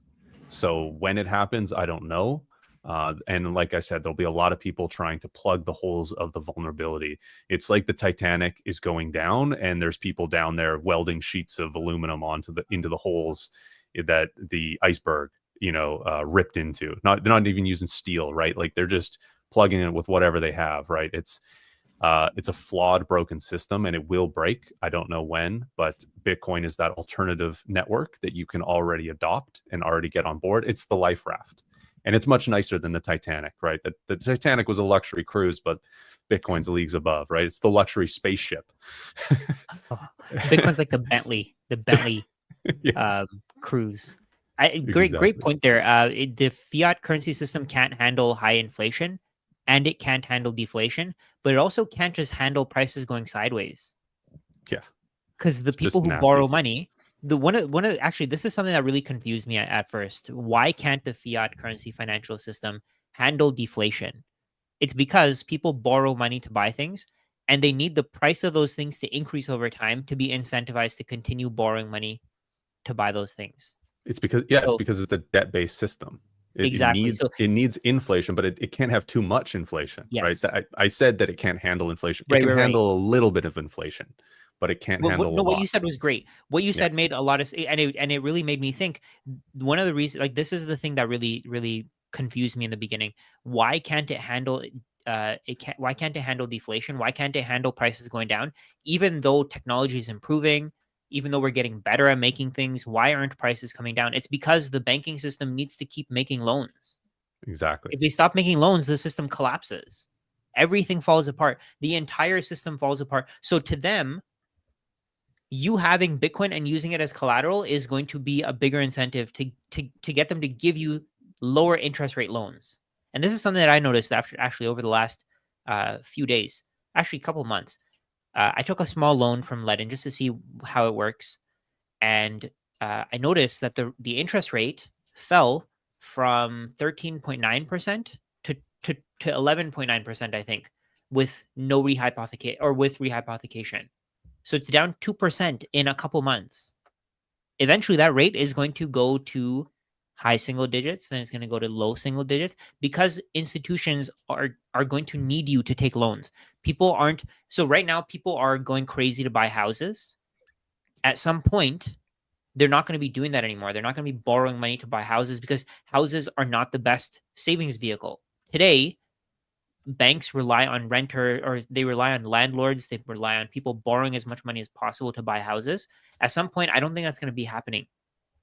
I think the incentive for borrowing money to buy a house is too small. It's way too risky. You deal with tenants, you deal with landlords, you deal with lawyers, you deal with realtors, you have to deal with a bunch of fees, you have to do maintenance, repairs, all that stuff. Why would you want to do that when you could just buy Bitcoin and hold? That's it. It's an incentive for you to outperform the market. And at the same time, you can take bigger and bigger loans against the Bitcoin. So whatever Bitcoin I put in as collateral, today I can take a certain amount against it. When Bitcoin's price doubles, I can borrow the same amount again. Then when Bitcoin's price doubles again, that I can borrow double the amount that I initially borrowed again. That's crazy to me. So let's say the Bitcoin that I use as collateral is worth $1,000. I borrowed $500. When that Bitcoin goes to $2,000, I can borrow another $500. Then when that Bitcoin goes to $4,000, I can borrow another $1,000 against that same Bitcoin. This is the powerful thing here. This is exactly what people do with real estate. With real estate, they borrow money against it and they keep taking bigger and bigger loans, but real estate doesn't grow as fast as Bitcoin. So with Bitcoin, you're going to be able to borrow more money against your real estate or against your collateral, and you're going to be able to borrow it faster and faster. You're going to be able to borrow that $1,000 worth of Bitcoin today. I can borrow $500 against it. Eventually, I'll be able to borrow $1 million against it because the price of Bitcoin is going to keep rising. And as the price of Bitcoin rises, I can take on bigger and bigger loans. And think about it. I'm actually de-risking my portfolio by doing that. By taking on a loan against your Bitcoin, what you're doing is you're basically taking chips off the table. You don't really need to. You still have that Bitcoin. But what you're doing is you're using that Bitcoin to sustain your lifestyle. So in case something does happen, I don't think anything's going to happen. But in case something does happen, you've taken some value out of the Bitcoin that you owned. I think that's the way that I look at it. What do you guys think of that? Yeah, and you've talked about this before, but by having that loan, you've essentially there's a built-in put to there where the Bitcoin gets sold, and you get the lender gets made whole, and you get the return as well. but you've Yes. already taken out 50% if you have a loan to value of 50%. And again, yeah, we go way deeper into this in this masterclass. We just keep plugging this, but I mean, if people are yeah. interested in this, like this is a full hour Yeah. on exactly what loan to value is, because like, you know, if you're going to be taking out loans against your Bitcoin in the future, this is the kind of stuff that you need to know. You need to know what a loan to value ratio is, how to manage that efficiently, what you need to look out for if you're loaning against your Bitcoin. We did an hour and 3 minutes talking about this and like how you can, we call it lifestyle design with Bitcoin, because that's what you can do when you're using an asset like Bitcoin as collateral, pristine collateral. You have the ability to do this stuff, and not a whole lot of people in the world know that this, you know, is even a thing right now. So I thought I'd bring that up. No, So totally, what you're doing, totally. so what you're doing here is you're basically combining fiat currency principles with Bitcoin. You're getting Bitcoin's appreciation, but then you're using the fact that fiat can be printed out of nothing to benefit yourself, to sustain your lifestyle. So a lot of people ask me, oh, if I have a little bit of Bitcoin and I have a minimalist lifestyle, how do I pay for my lifestyle with that Bitcoin? You can borrow against it. And again, so you guys said that it's not going to implode soon. I agree with you. I think eventually it will. I didn't say that. Didn't you say it won't happen soon? No, you didn't say it I won't said happen. that. Did you say that? Oh, you said it. Okay. Well, What did you no, say? Sorry, Jor? I said that we don't know when it's going to happen. Right. Because Okay, there's a lot of people that want it not to, is what I said. Oh, right. Okay. Sorry, what did you say, Jor? I didn't say anything yet. I think that the dollar has already imploded. I thought. Well, Oh, okay. I thought you gave the first opinion, but I think that I don't know if it'll happen soon, but eventually it will happen. And look at the chart over the last 111 years. Like, look at the chart. It's worth 1% of what it was 100 years ago. That's an implosion to me. And even actually, can you share my screen there, Jor? This is crazy.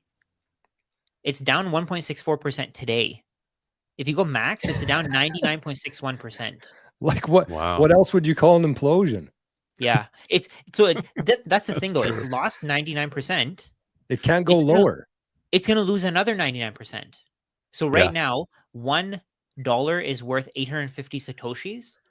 At some point, it'll be worth 85 satoshis. That's 90%. Yeah, true. Then it'll be worth 8.5 satoshis. That's another 90%. That's 99%. It'll keep losing value. Like, it'll keep going. There's no limit to how many dollars can be added to the economy.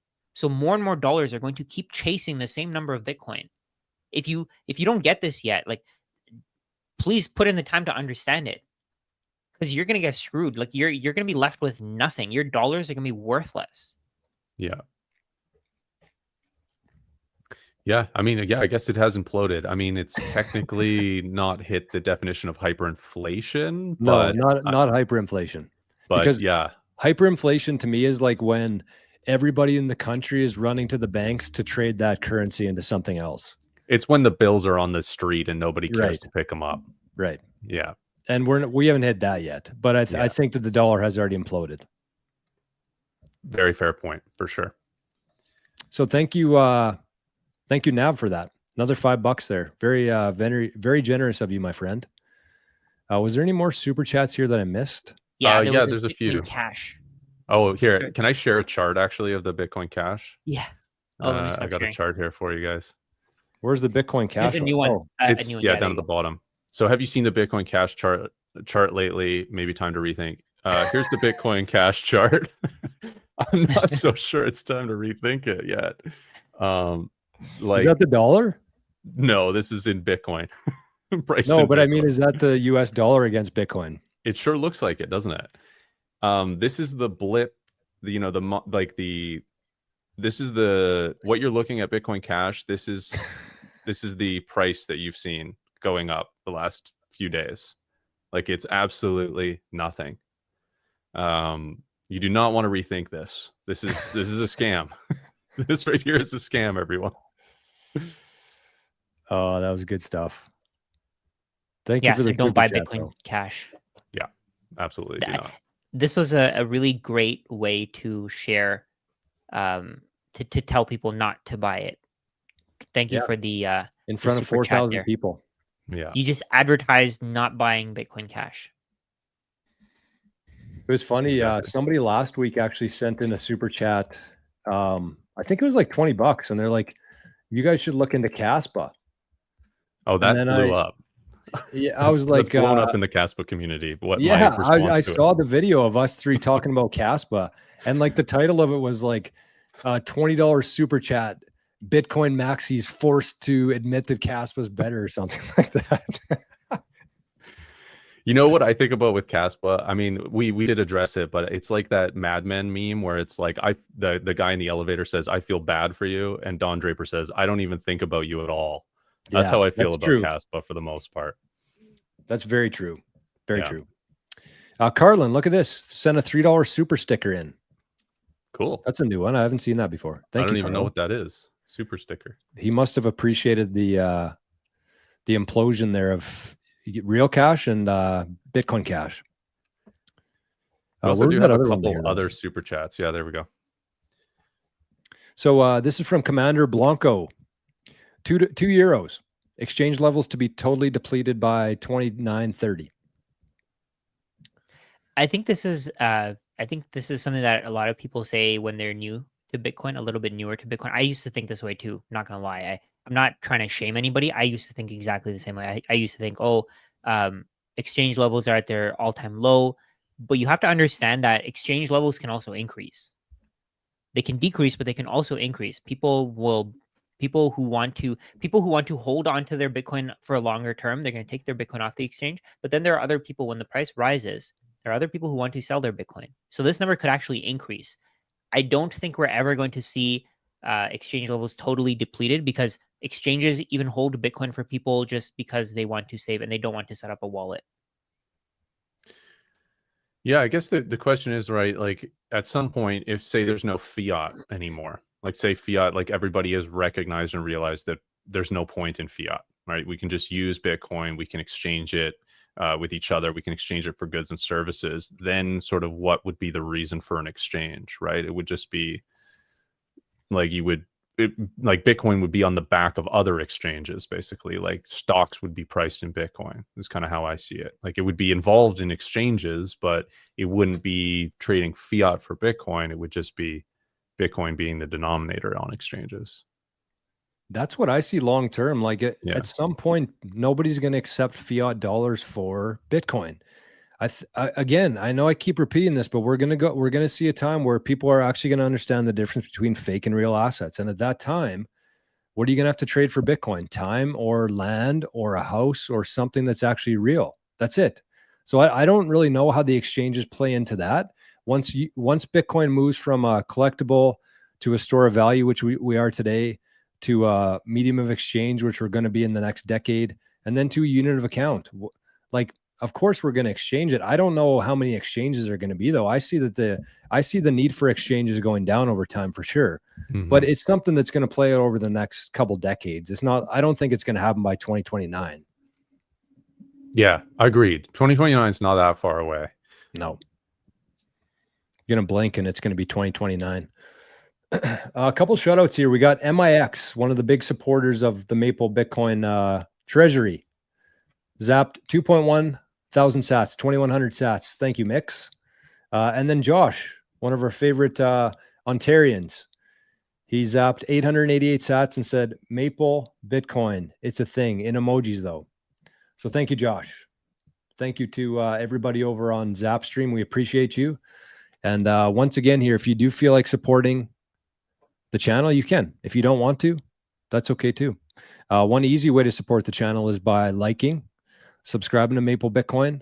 And if you do have a couple extra sats, if you've seen your net worth increase over the last couple of days and you feel like giving some back, you can use that QR code there right beside Rajat's head. And if you're watching this on your phone and you can't access the QR, don't worry. We got you covered. Maple Bitcoin at speed.app. Also join the community. Or join the community. Absolutely.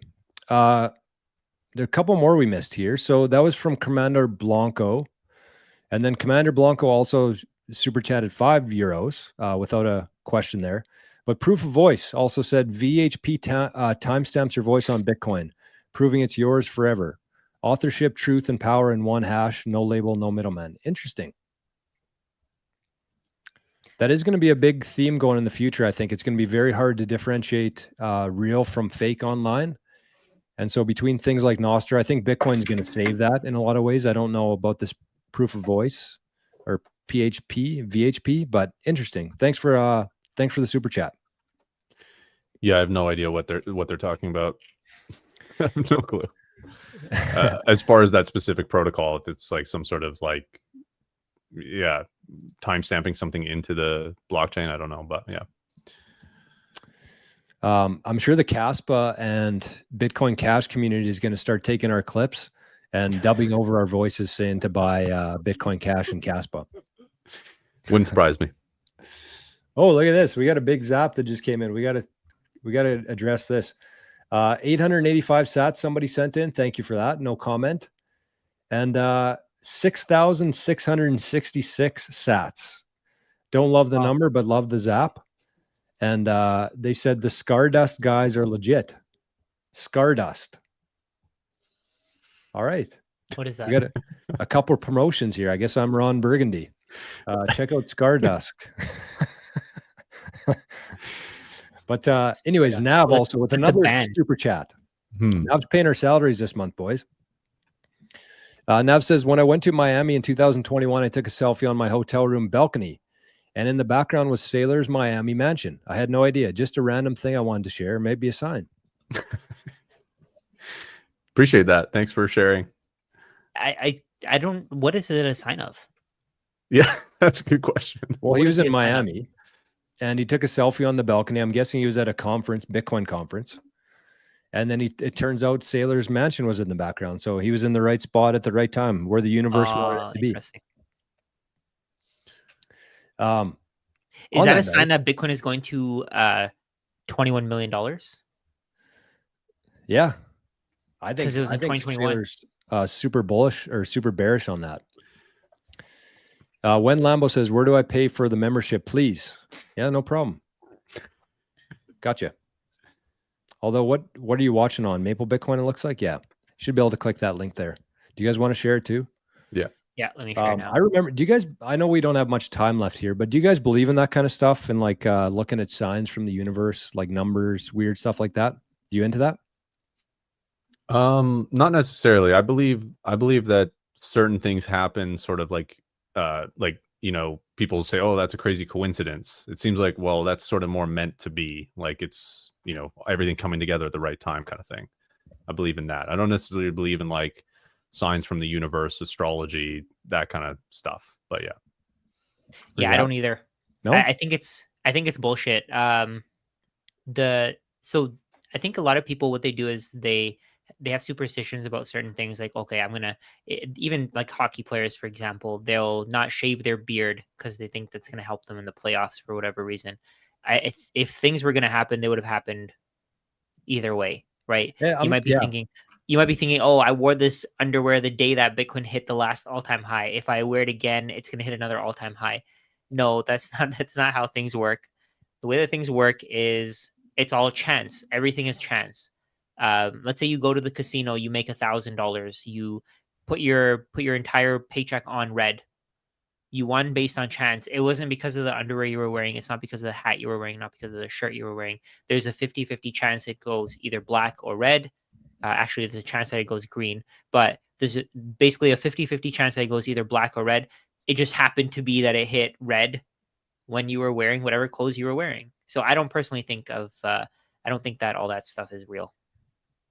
That's fair. That's to me, that's superstition though. That's different than like listening to, you know, really being in tune with things. I don't know. I could be off with that too. But I just think back to myself. I moved out of the city right after I left my job in 2021. And I lived out here by myself for just over a year without anybody else occupying the house with me here. And I remember sitting on the deck one night and I was just like thinking, because, you know, out here by myself, there's like 20 people that live in this, you know, community right here. So it can get lonely by yourself. And so I was sitting on the deck. I was like, you know, did I make the right decision? Should I be doing this in Bitcoin? Should I have moved out of the city and left my job? And then I shit you not, within 10 seconds of me asking that question, like out loud, a shooting star goes by. And that was probably like one of 3 shooting stars I've ever seen in my life. And I took that as a sign. And whether it was a coincidence or not, I just leaned in on it. I'm like, okay, that's it. I take that as a sign. I'm going in on this. I'm going all in on Bitcoin. And here we are. I think that was just you. Like, it was like what Forrest said there, just being at the right place at the right time. Probably. I do think everything does happen for a reason. The way that I mean, Mhm. actually, it doesn't even happen for a reason. You can make your own luck. Yeah. Yep. Right. Like, I could have just stayed at my job. Right now, I've been miserable working in front of a computer, thinking about all the stupid things that I have to do for my company. But I mean, I could have made that choice to stay at that company during the pandemic. I could have taken the easy route. Or actually, long term, it would have been much harder. In the short term, it would have been much easier, because I wouldn't have had to think about how to start a business. I wouldn't have had to take the risk. I wouldn't have had to I wouldn't have lost like 90% of my salary in that first year. I wouldn't have had to do Uber Eats. So in the short term, it would have been easier. I guess I think it's the same thing for you, Jor. I think as people as people get success, they have this, what's it called? This bias where where you don't think that you are who you are. I forgot what that bias is called, but it's basically where you think that Imposter syndrome? No.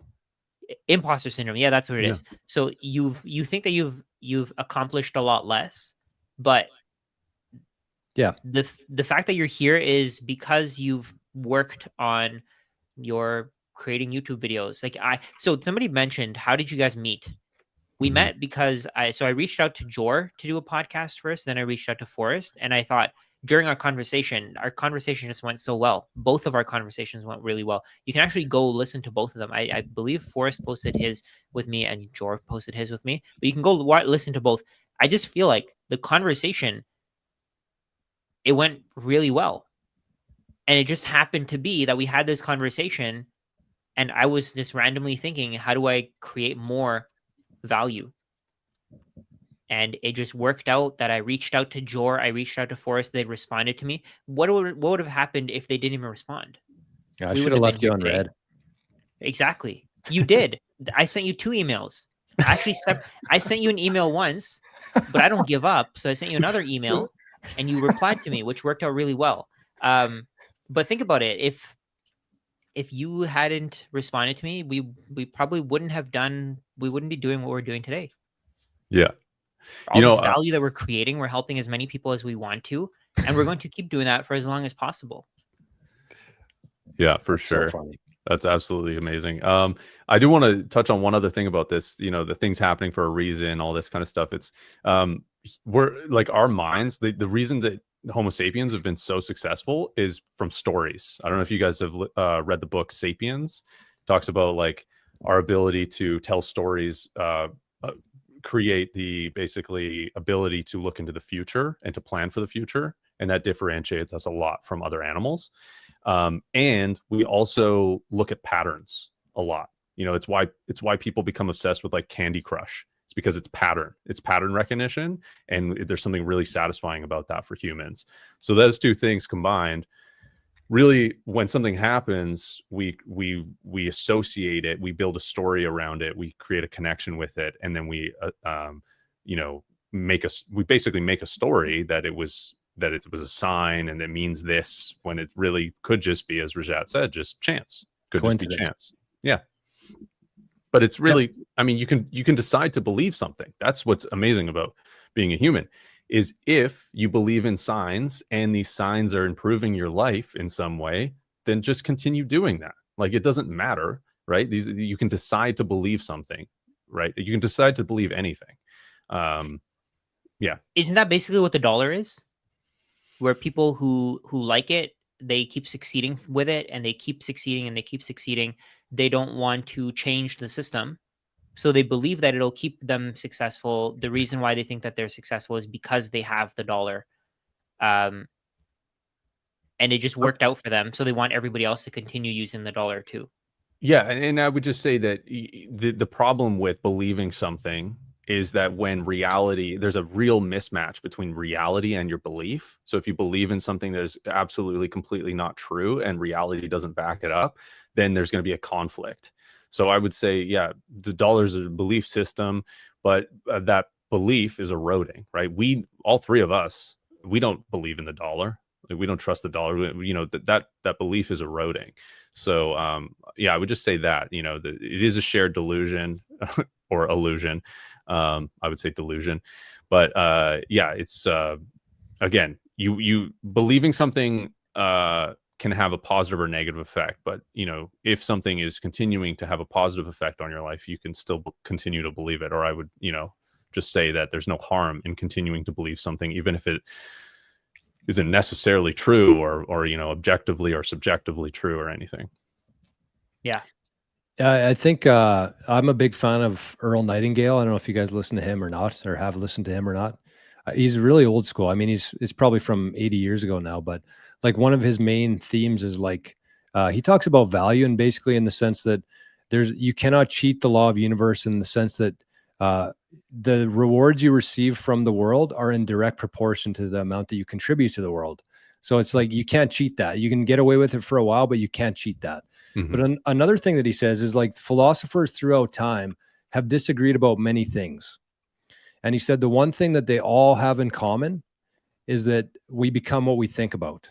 And I subscribe to that 100%, because you create your own reality. Your thought, or your world is basically what you think of it and how you perceive it. And only you can change that. You have the ability to change it. Sometimes it's harder for others, but I subscribe to that theory, is we are what we think about. And so in that sense, it could have been a coincidence that shooting star went by, but I believed it. And that's what I thought about for the next 2 years. And that's what made me show up here every single day for those 2 years. Right. So it kind of makes sense. Yeah. No, It brought us where we are. When Lambo says the only option is to start a free trial. Is that true? There should be a way to not. There are people who started it without a free trial. I'm not sure how that would work though. Maybe they start a trial and then within there they can choose to activate. Oh, possibly, maybe. There were people who did that though. I did see a few people who did that.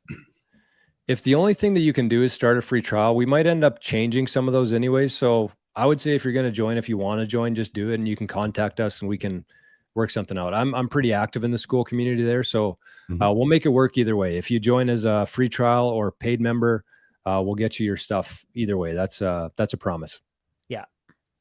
We're definitely not here to rip anybody off. I'll tell you that for free. Sam says the strangest secret you are what you think about. Bingo. Just based on what you were saying there, I actually thought of a really great quote. Have you guys heard the thing where people say the market is a weighing scale? Yeah. No. So it's basically it's a Buffett quote, I think.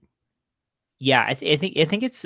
So it Oh, says, Graham. I thought it was Benjamin Buffett. Graham. I thought it was Buffett too, but it's Benjamin Graham. Benjamin Graham. What I see here. So basically, what it is if something has actual value, then it'll weigh something, and if it's on a scale, like if it's just full of air, if it's bullshit, it's not going to weigh anything, right? And if you put it on a scale, that's how you see that. Okay, it doesn't really have. And over time, the market is a weighing scale, a voting machine. I don't know how you would even describe it, but the way that I see it, if you create value, this is back to what you were saying there, Jor. If you create value, eventually that value is going to come back to you. We've all been creating value. I was doing social media, and I was at somebody mentioned there. Rajat is coming with your Chipotle. I was actually doing Uber Eats for like 2 years. I actually find that so funny because I was doing Uber Eats for 2 years and I absolutely hated it. But it is what I had to. It is what it is, right? I had to do it. I had to create value somehow, and that was the only way for me to actually do social media, right? If I hadn't done the Uber Eats, I wouldn't be doing what I am doing today. If I didn't have that chance, if my wife hadn't supported me, right now I'd be working a job. I'd be working a 9 to 5. You took a massive risk, and it's paid off for you because you've put in the value, you've put in the work, and now you're seeing that weighing scale pay out because you've added to the value you've created over time. Yeah, that's a great way to think about it. That's one thing that's really changed my whole life and direction, is just thinking that, because you can't cheat the system. That's one thing that Bitcoin's taught me, is like there are no shortcuts in life. If you want something, you have to do something to get it. You shouldn't get handouts. You shouldn't be in a position where you're bored at work, because if you're bored at work today in 2025, I got some bad news for you. You're going to be replaced by a robot or an AI within the next couple of years. If you're not adding value to the world, you're going to get left behind. We got a couple super chats here, boys, and I don't want to leave these out. Forrest, do you got a couple more minutes to go through these? Yeah, let's do it. Let's do the Okay. super chats, and then we got to go, or I got to Okay. go. A sent in 50 CZKs. I don't know what that is, but thank you. So Bitcoin back loan. What is it, Rajat? Czech krona or something? No, I don't know. I don't know what the actual. I think it's Czech. Bitcoin backed loan loop at 40% LTV. You need Bitcoin to rise 40% just to repeat, just to break even. No, is there a calculation spreadsheet? Interesting question. Rajat? I don't know if that's how it would work. Let's see. Actually, let me pull up the calculator. I have my. Just to break even. What are they talking about? To break even? I think they mean that Bitcoin has to go up by that much for you to get back that amount of money. So let's go to the LTV. Oh, there it is. Okay, so just if you take, but that's just in the Bitcoin price appreciation. But it's also if you're Yes. taking out a loan, you could do something with those dollars too. But anyway, yeah, exactly, you can.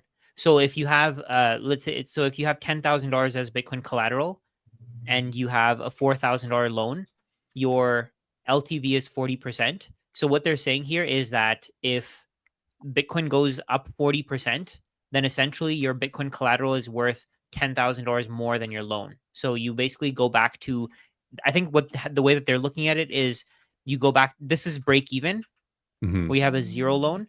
If Bitcoin's price goes to $14,000 and you have a $4,000 loan, this is what what do you guys think? Is this what you guys think that they're saying? That would make sense. I think so. Yeah. I think that's what they're saying. Yeah.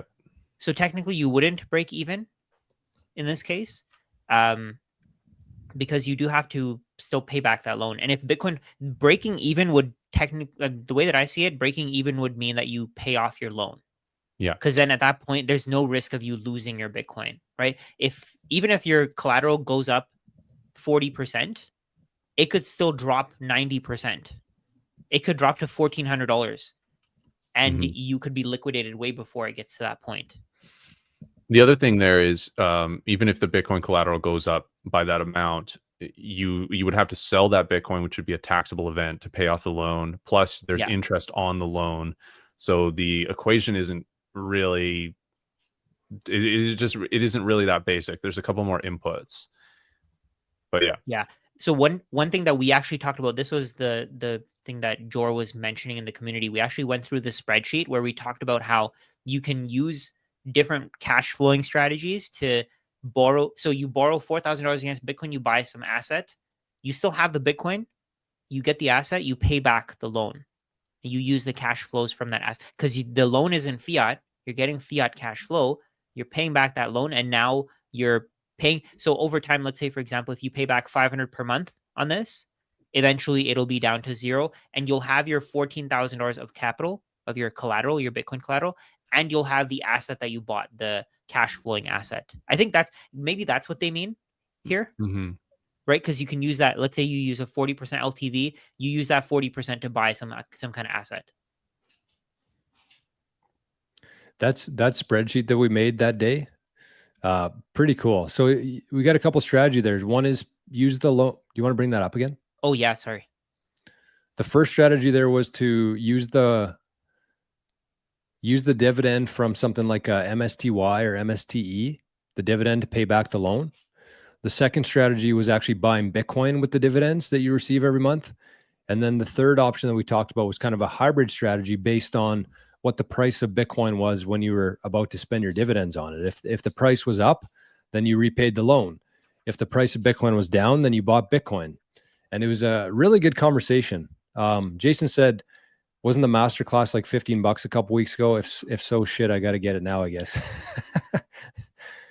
We started at 21 actually, so it actually hasn't increased that much. We only raised it by $4, but we're going to be raising it every 10 members. So, and in our school community, we have this spreadsheet available and an hour-long video going through really in depth. I mean, we're just scratching the surface here with what we're talking about on the live. You definitely want to watch that video if borrowing against your Bitcoin and figuring all of that out is important to you. We cover a lot within that masterclass. That was a fun one. Over an hour. Sam, $5 super chat says, what about the people who say we are past the point to invest in this cycle? I don't know what the bottom of the next one will be, but won't it be lower than today? it's possible that Bitcoin goes to like 500K and then comes back down to 100K, right? And maybe that's what they're saying here.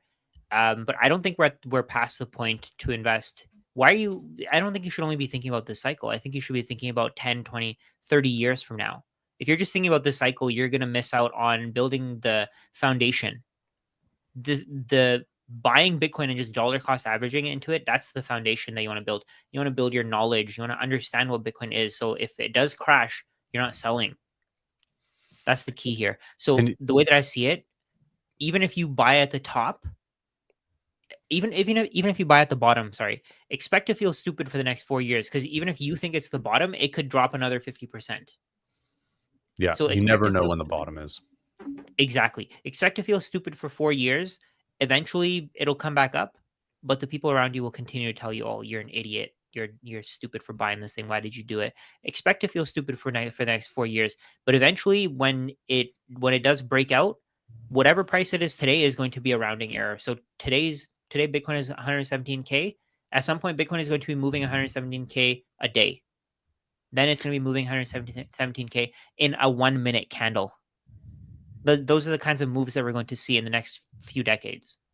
Yeah. And, in the recent past, we had, from a technical analysis point, we had a double top and people were calling for it to go way lower. We went all the way from 110 to 74,000, and it could have easily gone way lower than that. But today we're at an all-time high again. So nobody knows. It's just like how I just said, nobody knows when you're at the bottom. You could think you're buying the dip, or you think you're buying the bottom. You also don't know if you're selling the top or buying the top. You really don't know. So to alleviate that, maybe a dollar cost average strategy where you're constantly buying and then hybriding it with some lump sum, building that foundation of Bitcoin and lump summing when you do believe that it's a good price.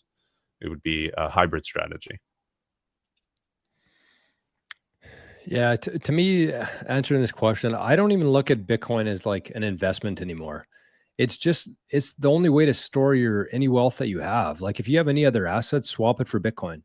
If you got $100 left over after your expenses this month, buy Bitcoin with it. Like, don't get into this thing looking at this like you're going to buy low and sell high. You're going to buy at whatever price you can get it at and never sell it. That's that's the difference here between Bitcoin and traditional assets. So to me, I don't care if there's a top, if there's a bottom. Every time I get $1, I convert it into sats, and I'm just going to play that out as long as I can. So the other thing I just wanted to mention here is if you did buy now and there ends up being a big correction of some kind, if you've learned about the loaning or borrowing against your Bitcoin, potentially that could be an opportunity of when you would do that and you would buy Bitcoin with that borrowed money and you're buying it, you're able to bring some cash forward to acquire more Bitcoin. And that's the least risky time, is when we've had a drawdown to actually do that, because then there's a higher likelihood chance of it recovering and correcting back to where it was. Yep, 100%. That's the kind of things you got to be aware of, because there's going to be so much opportunity here for Bitcoiners, and you might find some days you're chasing everything. I've been there before, and you just kind of have to just take a step back, understand what this is, understand that the rest of the world is getting set on fire. It's all melting. You need to get as many sats as you can, and you need to learn how to protect those sats. And beyond that, add some value to the world, enjoy yourself. And that's why I don't think of it as an investment anymore. It's not something I'm going to buy low and sell high. It's just something I'm going to buy, because like fiat's worthless. So why would I hold something that's worthless? Yeah. Before we go any further, we got another zap to our QR code right beside Rajat's head there. Another one from Scardust. Scardust and Nav are paying our bills this month. Thank you, guys or girls. Scardust did a cool video about Satoshi. Zapped a row of ducks, 2,222 sats. Wow. So thank you, Scardust. Is that a band or something? Is that what they were? It must be. Maybe we'll let Scardust play us out of here today, if I remember. No, then we'll get taken down. Okay, so we got another one here from A50 CKZs. So the best way to protect a mnemonic seed if you have one location: trust no one, travel often, and fear theft if it's left at home. I mean, I have an answer to this, which is encryption and geographically dispersed QR codes that protect your recovery phrase. And we actually did a video talking about this on the channel about a month ago, where Rajat and Forrest talked about a way to encrypt your recovery phrase in an offline and air-gapped fashion. And then you can just kind of leave them out there geographically dispersed. You can travel. You don't have to have any sort of trace of Bitcoin on your house. You know, we help you set it up, but we don't hold a key. We don't know how much Bitcoin you have. It's very similar to like collaborative custody, except it's just kind of out there. There's no reliance on us. So I would suggest, I don't know if you guys have anything else you want to add to this or not, but check out a video on the Maple Bitcoin channel. I'll try to find it here. Do you guys have anything else like in the meantime suggestions for this? I would suggest in the meantime, seed phrase, passphrase combination, so that you're not leaving a seed phrase that's completely vulnerable if somebody broke in and found it. At least you're protected by that passphrase that you could store separately, either memory or backup encrypted, password manager. There's a bunch of different ways that you could safely store a passphrase that's not associated with Bitcoin or your seed phrase, that you can, that it doesn't have to ever be in your home. So that would be another way to really simply do it. And then I would suggest super backed beyond that. Yeah, it's pretty cool. I mean, we're kind of moving out of the age of having things in plain text. It's just such a huge security vulnerability. Everything you want to be encrypted. And so this is what the Superback does. This is what the service that we have. So the video is called The Risks of Storing Bitcoin on Paper or Steel and the Solution to It. So it was about 25-minute video. These guys asked some questions about it. It was all off the cuff. There was no script or anything, but I think it was a really good explanation and understanding of what encryption is, and basically exactly what you're talking about now. You don't have to keep your Bitcoin at your house. What I usually recommend is you set something like this up. You put your hardware device with the bank, because it's hidden behind a PIN code, right? Even if a bank employee went rogue, they can't get behind your PIN code. So you put your device at the bank. You don't have any trace of Bitcoin in your house, and you can use something like encryption to actually back up your 12 or 24 words in case your device stopped working or you couldn't access it anymore. That's kind of what it is. It's a fallback where you don't have to keep your 12 or 24 words on paper or steel and essentially have them in plain text, right? That's the whole vulnerability there.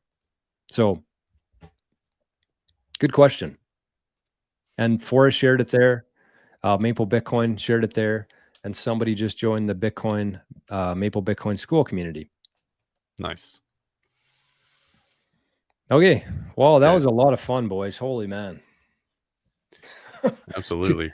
2 hours. I think this was our longest one. We figured it would be, because we got 4,200 people in here watching overall right now. That's a new all-time high. We hit a new all-time high in Bitcoin price today. You guys want to hear something funny? You might have thought I was drinking coffee out of my new Guinness mug here that I bought at Value Village a couple years ago, but it was indeed a Guinness. I went to make a coffee in it today, and I was like, oh my God, this fits like 3 coffees. I might as well put a Guinness in this thing. I thought you were drinking vodka. Okay. Well, thank you, boys. I wanted to close out with this today, because this is, we kind of talked about banks wanting your Bitcoin as collateral.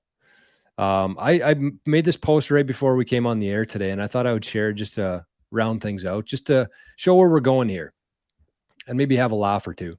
So Bitcoiners will be in high demand. Every smart country is going to beg you to call it home. Every smart bank is going to give you the lowest rate possible. Every smart girl is going to want to have your babies.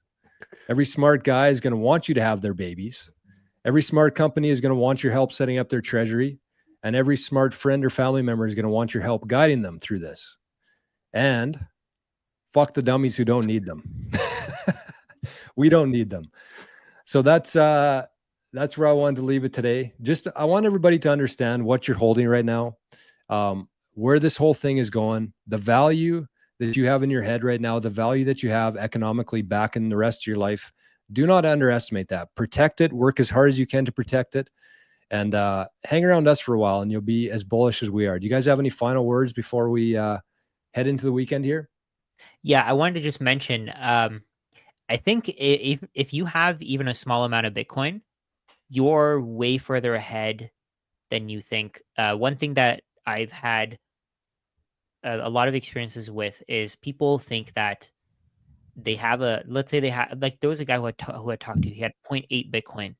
And I told him, you have a lot of Bitcoin. You have a crazy amount, 80 million Satoshis. That's insane. And he was like, oh, I didn't think that I had that much. 0.8 doesn't feel like a lot. I'm not even at 1 yet. So get over the unit bias. Just get over it. You don't need a whole Bitcoin. I do think I made a video. I made a couple of videos, actually a few videos, where I said owning 1 Bitcoin will be legendary. It will be, but it's okay if you're half legendary, right? If you have half a Bitcoin, if you're 0.1 legendary, if you have 0.1 Bitcoin, that's perfectly fine. That's going to be enough to support your family for years, for decades. Eventually, every amount of Bitcoin is going to help you retire. So don't underestimate what you have. Don't underestimate the amount of Bitcoin that you have. Eventually, that Bitcoin is going to be worth a lot of money. I think so somebody just mentioned, and I just thought of it. Somebody mentioned that somebody mentioned the power law. Even the power law in 2040, it says that 1 Bitcoin is going to be worth $10 million. And the power law is actually pretty bearish compared to other estimates, right? Would you guys agree? 100%. Yeah. Right. I think Bitcoin can go much, much, much higher than that. So your 0.1 Bitcoin is going to be worth way more than what you think it's worth today. Protect it like you would protect $1 million.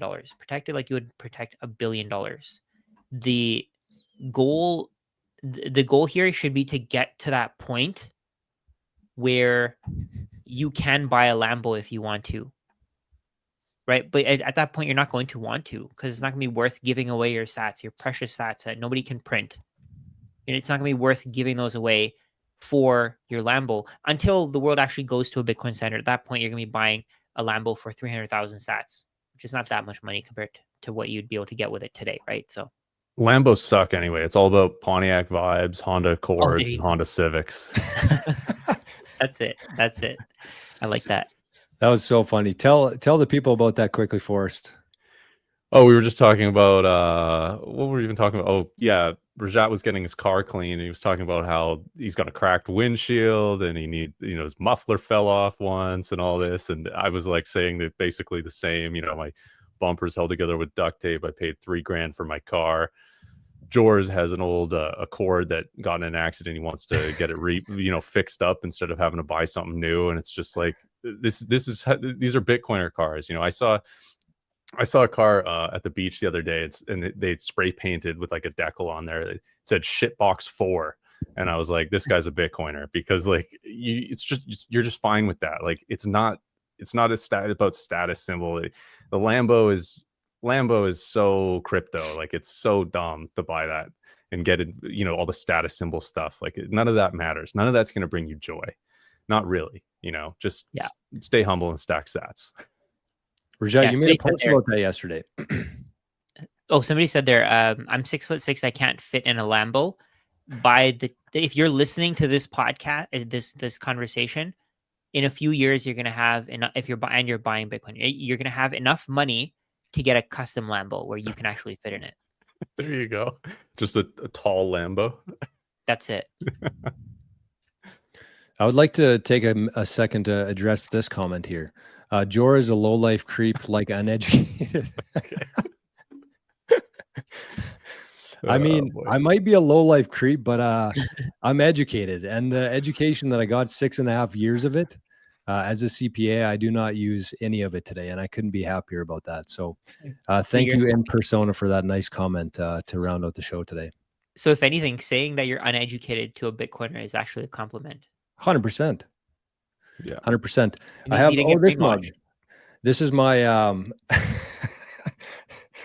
this was what I was drinking coffee out of this morning. The Central University of Northern Toronto. That's what I said. I went to college from CUNT University. Wait, where's the C? Oh, the handle. The handle. Wow. Yeah. I just noticed. So that's how I was educated as a Bitcoiner. Nice. So thank you for the great comment there. That's pretty nice of you. Glad you could share so much love. But speaking of love, thank you for the support today.